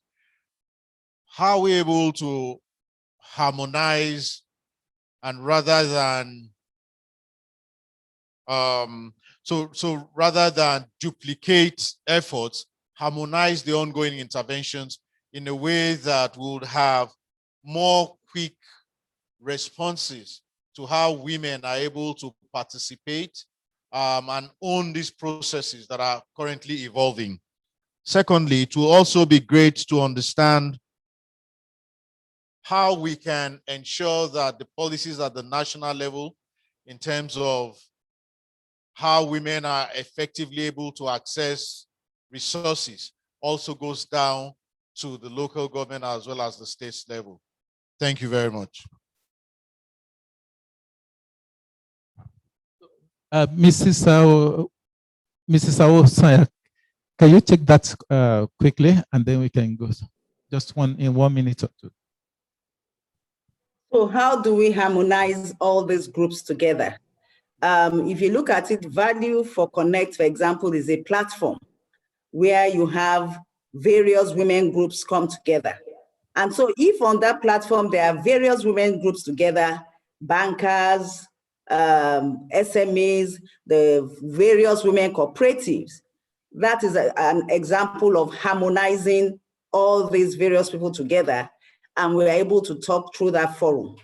Other ways of harmonizing all the various groups together is that you have a lot of development agencies, like you have Agri, you have USAID, and what they do is trying to put all these various groups together. And so if you want to have access to finance, for example, we walk into any of the development agencies and say, we have funds for women, and from their database, we are able to reach out to these women and we're able to provide finance. Now, what we say, partnering with them means that they have done a lot of work with these women in terms of facility, in terms of capacity building. And so because these women, they've undergone a series of capacity building, are coming in makes the work easy. So forums, platforms can bring these women together, the various groups together, and from that, we have access to different, to enter them. In terms of government policy, we've had a lot today from the Federal Ministry of Agri, also from Federal Ministry of Trade and Finance on what they're doing on gender, on how to harmonize this. And we, even as an institution, a banking institution, we also have forums and fora where we gather people together. We have sessions, we have advocacy sessions, we have different things that we do to project our products and availability of what we can do through these various groups. So we are available It's about information gathering, dissemination of information. And we believe that once this gets out, a lot of people would be able to access these funds. Thank you. And okay. on value chain, I think, sorry, I think that's nice. Thank you so much, Ms. Sawusen. I would like to get a second question and then we can move forward quickly. Thank you. My name is Oloni Atinuke from the 50 Million Africa Women Speak Platform project. My question is not going directly to the keynote speakers, but I think to the head of gender and inclusiveness. I want to ask, from the already identified 766 women-led agribusiness owners, are they going to be used as mentors to other women intending to venture into agriculture? Are they going to use them through that Value for Her platform to bring them up, teach them? Then secondly, to Madam Stella, you mentioned women extension workers being used to reach to other women that were having that intention of going into seed production or multiplication. And I would also want to ask, will the Value for Her platform be used to build the capacity of more extension workers, women, so that at least the problem they face, the constraints that they face in having access to extension services be reduced? Thank you. Okay, thank you. Sabio, are you on? All right. Yes, I am on, Dr. Kehinde, and I'm happy to take the question. So thank you very much again. It's really been a very, very inspiring conversation from our panelists. And of course, a great question from the 50 Million Women Speak representative. And again, we really look forward to touch base with you guys, because we know, again, in the spirit of the question that was raised by the speaker earlier, I think the more we bring these things together, the more we have a critical mass, and the more we have voice, and the more we have bargaining power. So please reach out and let's see how we can collaborate. And it's the same for Nourishing Africa, it's the same for our WAVE. Of course, these are all partners that we look forward to working together with. On your specific question on mentorship, there's a lot that is planned around this program that I wasn't able to share, of course, in the short time that we had. So women-to-women mentorship is one of the key initiatives of the Value for Her program. And right now, in fact, we are in the process of developing the program out further. And one of the key activities around that is the mentorship of young women, female youth, essentially, who are coming into agri-entrepreneurship, and linking them up to these established companies like the ones you have seen, you know, the likes of Agnes and the likes of Yemisi and the likes of Stella, because they can take on younger females and mentor them. So we are working on a program like that. As soon as we are ready, we will let you know.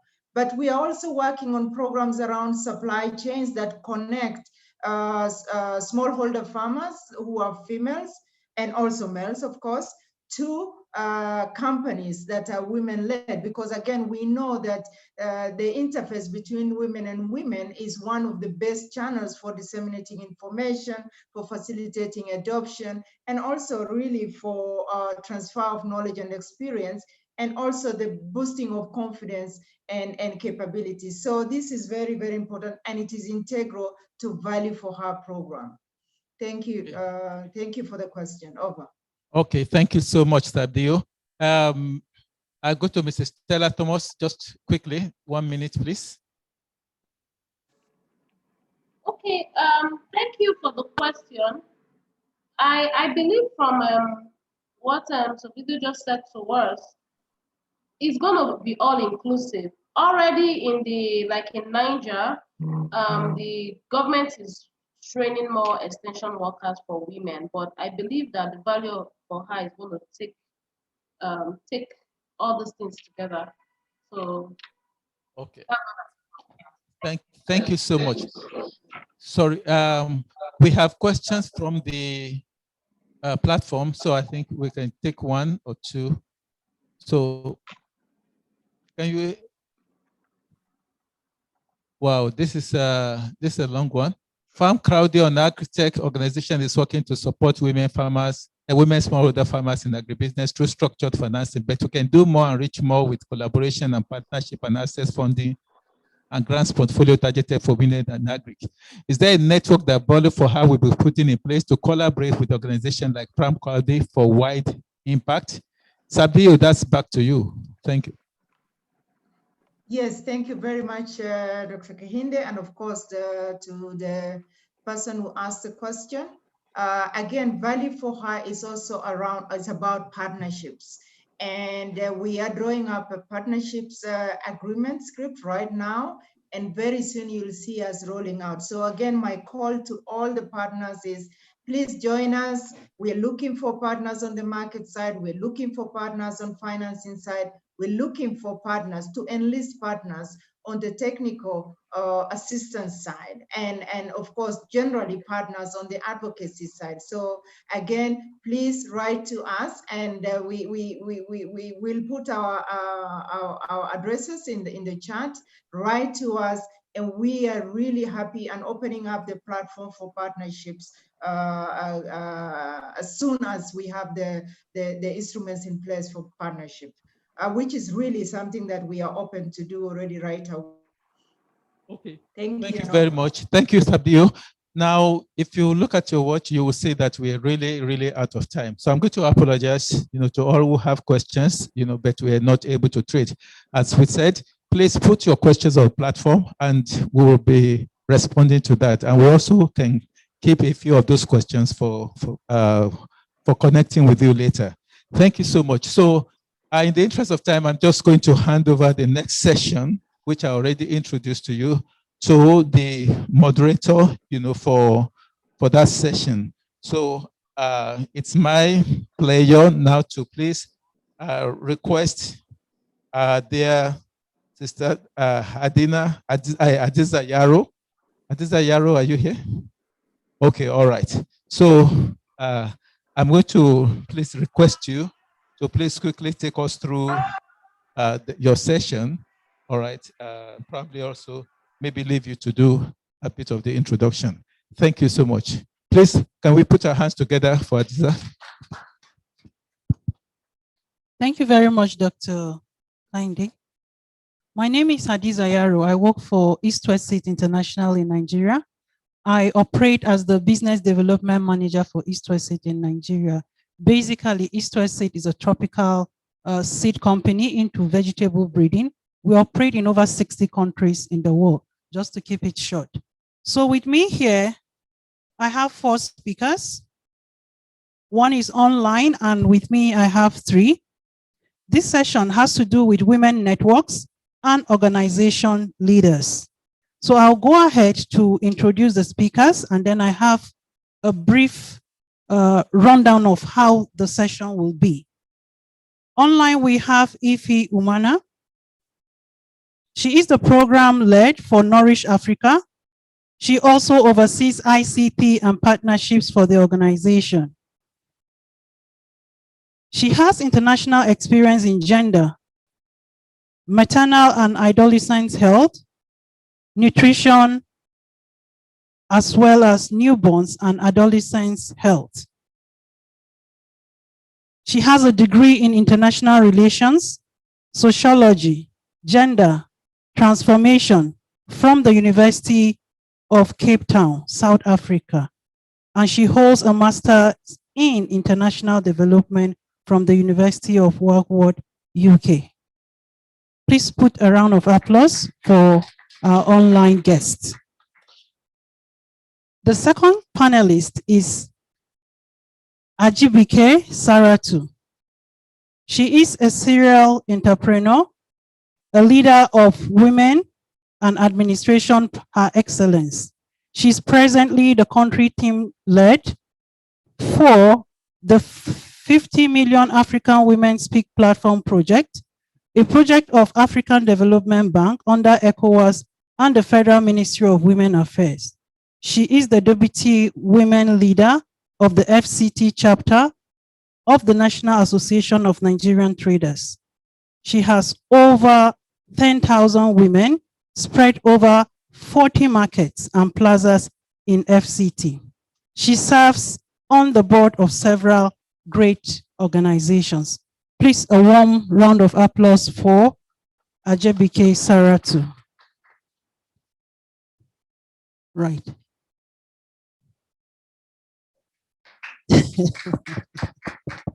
Thank you very much. Next on the panel, we have Hassana Garba. She holds NCE certificate in agricultural science and a second degree certificate in agricultural production from the University of Mina. She taught for 10 years before she transferred her services to Niger State Agricultural Development Project. She has been working as head of Women in Agriculture. The main aim of the component is to promote agricultural production among women in the state, out of which they have achieved a lot by organizing women into cooperative groups, training on agriculture and non-agricultural income generation activities, training on dietary diversification, women linked to financial institution. You're welcome, Ma. A round of applause, please. The last but not the least, I have Priscilla Nwosu. Priscilla Nwosu is the MD of PRA Global Ventures Limited. She has more than a decade experience in administration and has a passion about share butter, women empowerment, and national transformation through families. She's currently supporting more than 100 women through business, entrepreneurship, training, and market access. She does this through an NGO she co-founded, Share Integrated Global Foundation. Please join me to welcome Priscilla Nwosu.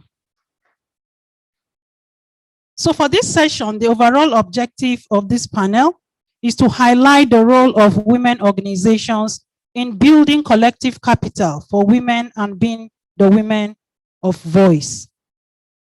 So I will start first of all by asking Saratu, who is spearheading the 50 million African Women Speak Platform project. My question is this: can you please enlighten the House the special position, your organization has shown in order to empower women, and what do you find as the key success? And kindly highlight areas where you think there needs to be improvement. I will allow just 3 minutes, please, to have a quick rundown. We're out of time. Thank you very much. Thank you very much. I like to observe all protocol already established. And well, 3 minutes. We have a lot of success story on 50 million women, actually, because 50 million women in Nigeria here is across the 36 states, including FCT. And it came on board in 2018. And presently, in fact, during the lockdown, we had a lot of activities that we were able to use to engage the women while we were on lockdown. Reason is because we all know how the COVID really hit the women. And what 50 million was able to do was we were able to create a lot of capacity building, lots of areas whereby we're able to give them strength in their businesses. We had a lot of trainings like Incubation Hub, where we had the startups businesses together and we brought in professionals that trained them. We also had the one for the existing business already. We also had a lot of financial literacy. So we've had a lot of success stories on 50 million women. We've been able to empower the woman out there by creating a digital platform for them to showcase their products. We all know that we are in the new normal. And the new normal now is saying to all of us that business is leaving the four corners of a room and is going on a device. So, you know, it's kind of we're taking the women out of their comfort zone. So what 50 million women have been able to do is to bring the woman out of her comfort zone of putting her product in the marketplace rather than putting her product on a device. And though it's not been easy, there are so many challenges because these women do not have smartphones. Now, when we go to, we have reps across the states. When these reps go to the grassroots women, they found out that to even get the women to sign up was a lot of challenge. So what we now did as a way of solving this challenge is now putting them in clusters. So what we did is we created clusters for these women at the grassroots level, and then we get a woman leader that is survey amongst them to be able to represent them on the platform. So we sign that woman up on the platform, and then she comes up with their product and showcases their product. Now, the first thing I did when I was being invited to VALUE4HER is I had to look up VALUE4HER. I went to the platform. I got registered myself because I like to preach what I have enjoyed, because that's the only way you can actually get somebody else on board. And I see that it's something unique to us. We are more like sisters. The difference between VALUE4HER and 50 million is that VALUE4HER has a niche area, which is Agri. 50 million covers the entire sector of women entrepreneurs. So I see a lot of challenges that are going to be sorted there. I see that access to finance is a very critical part for women here in Nigeria. And I know that if we can come together, whereby VALUE4HER has, I wrote something about crowdfunding, because these are one of the challenges we've identified with our women. The women have lots of business ideas. They have lots of products. We have some of them, like there's a woman that has a unique product, potato flour, but she's not been able to push this into the market because of funding. Now, if we can have a place where it's like there's crowdfunding, and they all come to pitch their small ideas, and then we get these people that wants to crowd together and fund them, that will be a very wonderful area to look at it. Another aspect I see, Stella Thomas said something about bookkeeping. I think we really need to look that 50 million have been able to address that to a particular percentage, but we are not there yet, is the area of bookkeeping. Now, we don't need to go out there and tell the woman out there the ambiguous way of keeping books. We need to come very, very low to their, just right, I bought the tomato, 100 naira, I'm selling 150. Sorry, this is my profit margin. Okay, so, and the other area I also want to look at is the area of mentorship. My DEX officer mentioned that, and this we've been able to do on 50 million. We've done mentorship 1.0, we're about to do mentorship 2.0, and this area has really empowered the women. We've been able to empower them by creating a platform for them to be mentored by people that have gone ahead of them. So I'm happy that VALUE4HER is here, and then we are able to now concentrate on agripreneurs, you know, on VALUE4HER. And I must say that on our platform of 50 million, I think agripreneurs covers 1/3 of our membership. So this is a very laudable project for us to be partnering with. And even on this Zoom call, I think I have over 35 of our members that are logged in here watching us live. So we are ready to give VALUE4HER a total 100% support, and we're going to come into as strong partners for them. Thank you. Amazing work, isn't it? I felt like adding 2 more minutes, but unfortunately, I don't have that power, okay? So thank you for hearing what 50 million women do. In fact, hearing 50 million is a lot, isn't it? So it's scary to know that the women are strong. Okay, thank you for that good presentation. I would like to pass the mic now to Priscilla also, and my question remains the same. I'll just run it down. What is a special position your organization occupies in women empowerment agenda? Can you please shed more light? Thank you. Thank you. Good afternoon, all. I stand on all existing protocols. My name is Priscilla Akwasenwosu. I'm here in the capacity of our president, Mrs. Angela Ajala, who is unavoidably absent. Under AWEP, African Women Entrepreneurship Program, we've had situations where every woman on that platform, because we're on various regions where we have Northeast, North Central, we are in the North Central, we have Southeast. So we have people who head this cluster. And for North Central, I'm the head for North Central head of cluster for body and hair. Now, under this program for AWEP, what we do is we make sure that the woman is empowered in whatever sector, and we have various of them in that program of women. And to partner with VALUE4HER will be great, because AWEP has opened up areas where women are taken to various trainings for finance literacy, Facebook, Instagram, what's your other something? Google your businesses, and exactly. And then there's so many others that we've done, even in North Central under Agri, women have been given seeds and finances to be able to take their agribusiness to further level. And we're still working on getting our women to have NAFDAC certifications for all their products, because we don't just do agri, we have women who add value to these agri products by making dry, one of the women makes dry fruits. I make cosmetics out of shea nuts and shea butter. And then, so for the women program in AWEP, it's a wide variety of empowering women to do more, empowering women to bring not just our local produce to the domestic market, but also getting it ready to go international, because AWEP makes a provision for women to be in trainings where the EcoCert consultants, NICET, train women on how best to certify their products to meet international standards, especially when it comes to agri.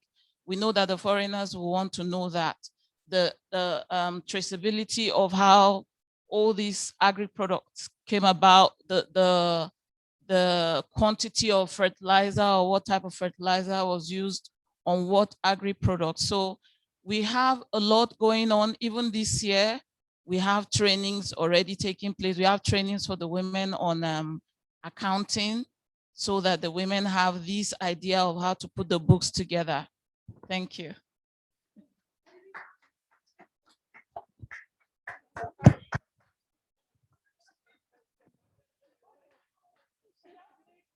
Seconds, fantastic. Okay, just to give a rundown of what AWEP does, it has to do with empowerment, especially financial empowerment. One thing that stood out was value addition, especially in the areas where we see dry fruits is being added value to. We know what it takes to get fruits in the off season, really difficult, and that has to deal with issues around nutrition. So fantastic work you're doing. Thank you very much, Ma. Then I moved to Hassana Garba. The first and second speakers dwelled more on successes they have achieved. So for the third speaker, she will be looking at areas where we still need improvement. So I pass the mic now to Hassana Garba. Thank you very much. Thank you very much. I want to stand and establish a protocol. And from the angle of the government anyway, I want to say a big thank you to AGRA, but in particular. Really, a lot has been done, but we need more of such. I want to dwell on the activity that is going on right now in Niger State. AGRA consortium program, RICE consortium program. The establishment of CBFs, that is a community-based facilitators. I think it's another big forum where we are going to network these farmers from the grassroots. Because I think 90 or more than 90% of the the women are in the rural areas or community. So there are such people that cannot read, most of them cannot write. But with the influence of these community-based leaders, if we have plenty of them, they are going to be engaged into groups, and the information is power. Information will be passed on to them. A lot of training needs to be done. And I want to emphasize in this aspect again. When we come to train these women, we need to include men, because the men need to understand, by virtue of our culture and our faith, they need to be enticed, they need to be sensitized that this woman is for you, and after all, we are improving the livelihood of this woman. This woman is not taking anything outside her own household. So a lot of training needs to be done through this networking. And especially I want to advise the federal government agent that is here, Hajia Sugura. Yes, you have done a lot, but then in my own belief, I feel you should come through the ADPs where they have the already structure, where they can take whatever activity you have to the grassroots. Because whichever the women that ADP generates, they are genuine farmers, they are genuine women from the grassroots. We are government agents, we don't have any political whatever. We have our extension agents from the villages who generated this list anyway, please, sorry. No, because when I heard they do this, especially this, how many million women? It has not come, we've not seen it in ADP anyway. It's not a report. Thank you so much, Hazia. A round of applause for her. Yeah. I really like the way she answered the question. Very frank and what? Ready to go. So I think what really stood out for this session, she spoke about the community-based facilitators in Niger, which is a plus.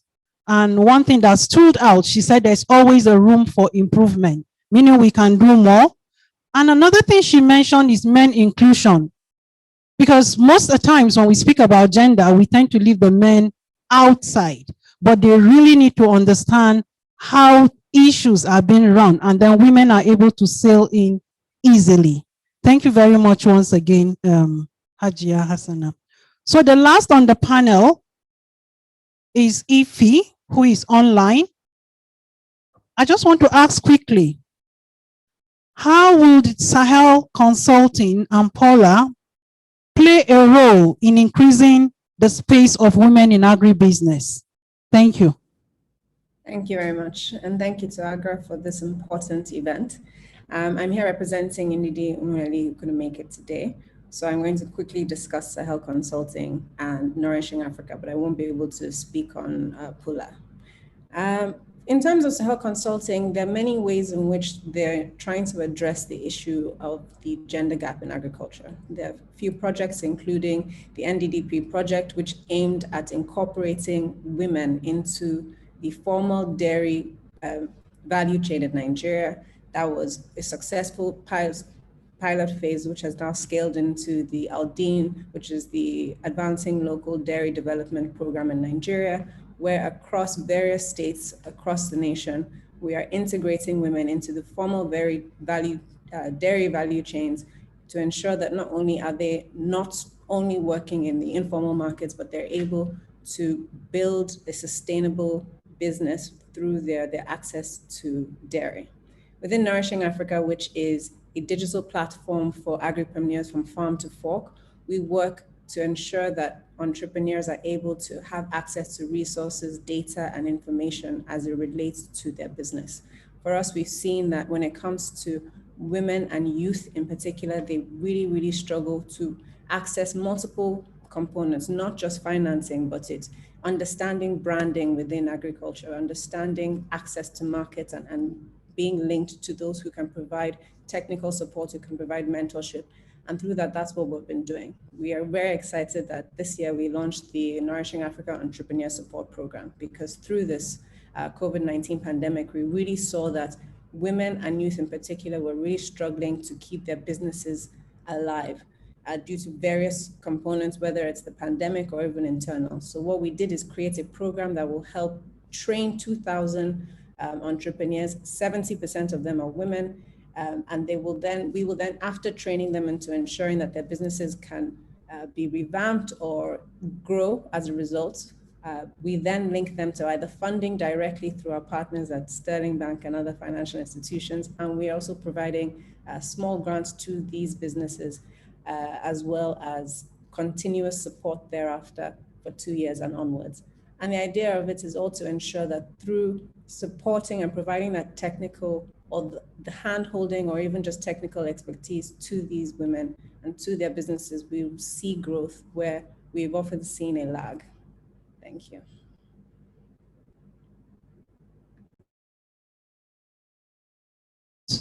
A minute. I had 30 seconds from two speakers and a minute from you. Thank you very much. Okay. Our take home from IFE is access to a lot of things. I was just listening and listening and listening, and I couldn't write everything. But then it has to do with access to finance, access to markets, mentorship and handholding. And the most striking one is access to data and information, which we know we still are struggling to get there. So this is a good one from your side. Thank you very much. That ends my session.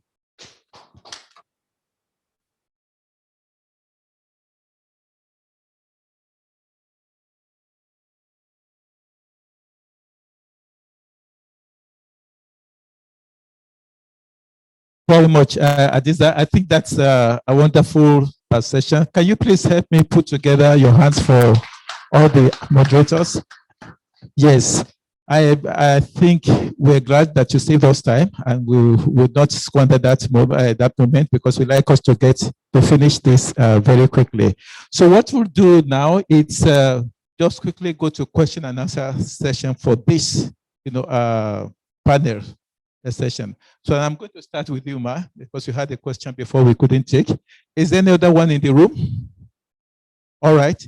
So we're starting with you. You give us your question. In the meantime, please check if there are people, colleagues. We'd like you to put on your questions on the platform too. So if you do have questions, let us know. And I'm going to just hand that over now to Madam to please give us a question. Thank you. Thank you, sir. Okay. My question goes to the first speaker. I just want to find out the strategies or measures that you have put in place to de-risk your women groups in line with the Sustainable Development Goal number 9. As you are aware, climate change has a very devastating impact on agriculture. So what are the strategies you have mapped out to de-risk this group of women to deal with climate change? Thank you.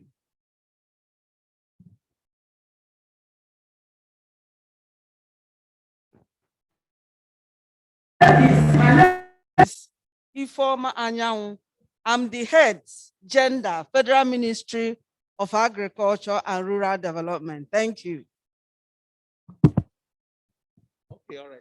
So thank you very much. Can we have Madam Sarah to please respond to the question? Thank you. How do we, sorry, I'm trying to. Okay, all right, for us, the way we've been able to, what we're working towards actually is by working with some related government agencies that are into all of this to support us and support the women. So we have the likes of FADAMA, and we also have the likes of the private firms that do modernized farming, such that the risk of climate change should not affect our women. There was a time we had a training on modernized farming, and we were able to teach the women on how to manage the risk of the climate change on their product and on their farm produce. So this is what we've been able to do. And we're yet to implement the partnership with FADAMA, and we hope that very soon we're going to start that, because if not because of COVID, we would have had that.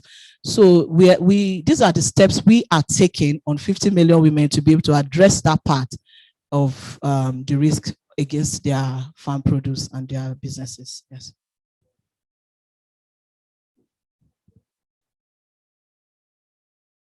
Sorry.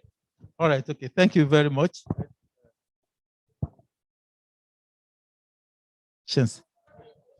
You understand? You understand we really don't have much time. So if you are going to make intervention, just very quickly, 1 minute or, sorry, 1 minute, 30 seconds, please. All right, very quickly. I'm responding to my sister from the States, ADP. Everything we do in the ministry goes through the ADP. We don't, our extension department works with the ADP directly in delivering trainings. We train your extension officers and we make sure that we meet the gender 35% affirmative action when we're doing that, unless you don't have the women to whatever. And whatever program we bring, it goes to our state office. From there, they link up with the ADP. So we can continue to talk to make sure that you are also involved, because maybe they're keeping you out of it as women in agriculture. Yeah. All right, thank you very much. Yes, madam, quickly. Good afternoon, everyone. Nice presentations. I have two questions from all I have listened to. One, I've heard access to market, access to finance, access to land, advocacy. I didn't hear anything. I don't know if VALUE4HER has anything for post-harvest losses, because actually production, a lot of production is going on, but I didn't see any intervention for post-harvest losses, of which we lose most of the things we produce from after harvest.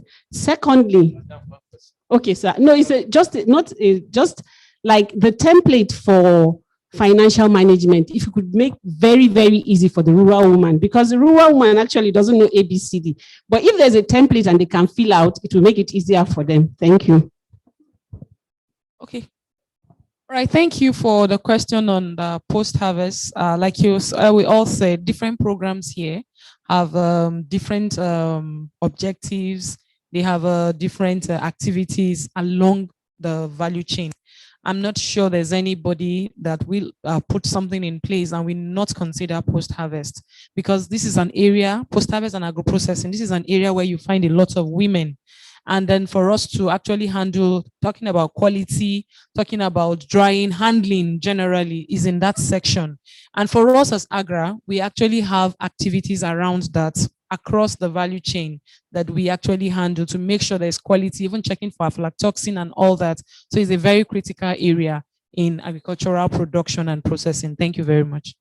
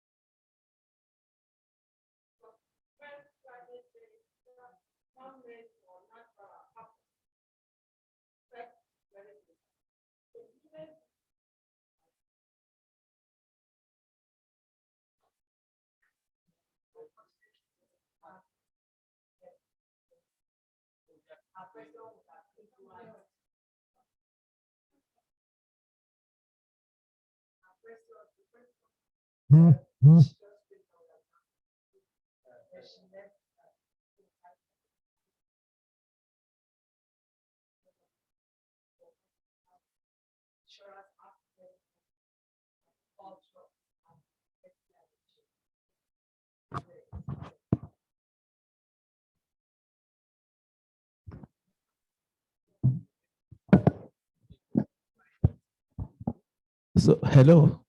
Sorry, people on the platform, can you hear us? No, okay, we can't. All right. Okay. So yes, yes, Dr. Kahinda, it's back now. The sound is back now. Go on. Okay, thank you very much, Sabio.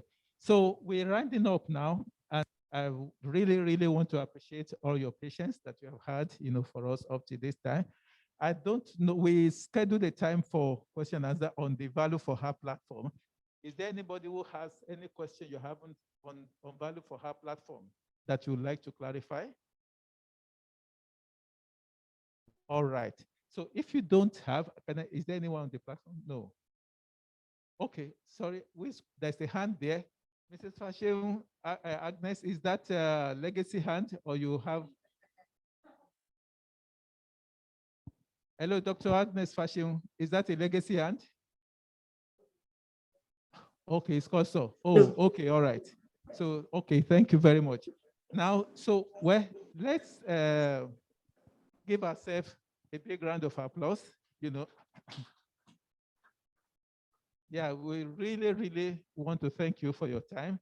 To do a vote of thanks for us, it's Dr. Esther Ibrahim, Agri Nigeria Gender Specialist, who has put this program together alongside Gbemisola Bakari that you have seen moving, who is our program coordinator. Gbemisola, you know, please raise your hand. So, all right, okay. So I'm just going to hand over the mic now to tell you that we are really grateful. We'll be coming back to you on series of activities on the value for our profile. And please feel free to connect back to us so that we can be able to take some of these things back to ensure that they reflect in your everyday activity. Thank you so much. And over to you. Okay, thank you very much. On behalf of my boss has said it, he's the country manager for Agri, and I really want to say thank you to everyone online and those of us that are here physically in the room. Thank you, particularly for our panelists. The time was quite short and they actually helped. They sent in all that I requested. I was calling even at odd times, WhatsApp, we're using phone calls, emails, and they were responding very fast. So I want to say thank you for the great women that we have as panelists today to make sure that this program pulls through for Nigeria. Please, can we put our hands together for ourselves? I really appreciate you. Should I say I want to be like you when I grow up? I don't know. Thank you. And I'll be connecting with you. The program has not ended. We just started. So we want to see how we can support women in agribusiness, women entrepreneurs in every aspect that we can. From what we heard today, women need to help each other so that we pull ourselves up the ladder. So we'll be coming back to you to make sure to see that Value for Her did not just end in the launch, that we'll continue to network, continue to advocate, and continue to push forward and see women where we want them to be. We want to challenge ourselves that we need to hear the women's voice at all levels along the value chain. Thank you very much, and I appreciate you. Thank you to my colleague, Gbemisola. She's been very helpful in moving things. Particularly, I'm not here. I'm the program officer in Kaduna, and she's here in Abuja. So she's been supportive to make sure that we actually have this running. And to the team, the headquarters, thank you, Sabdio. Thank you, Shiri, Mejuri. Thank you to the knowledge management and even the ICT. Frank, thank you. I know you are hearing me. I want to say a big thank you to you. You actually helped us to make sure that all went well for this program technically. So we are happy and we are saying thank you. To the media, to those that did the setup here in Nigeria, this is the second time we're having you and we are glad to say thank you. Your work is very, very great. We also have Yewande's team in here, the photographer, the videographers, everybody, you all did well. So thank you. As you go back to your different organization, please, let's promote Value for Her, and we will also promote your organization as we work together. So, we will continue the networking for those of us that are here physically downstairs. Gbemisola will be reaching out to you as we move down. We will actually continue to connect. And for those online, I will reach out to you after this. Ify, please say thank you to Ndidi. She actually came around for us, and we are grateful for that. Also, thank you for taking up this at the last minute. We spoke at 9 p.m. yesterday. God bless you. Thank you very much. I'm really grateful, and we are happy. We need to see women up there. God bless you. Thank you. Thank you. Thank you so much. Thank you. Okay, goodbye, everyone, and see you next time. Okay, thank you so much. Bye-bye. Bye. Thank you. Bye.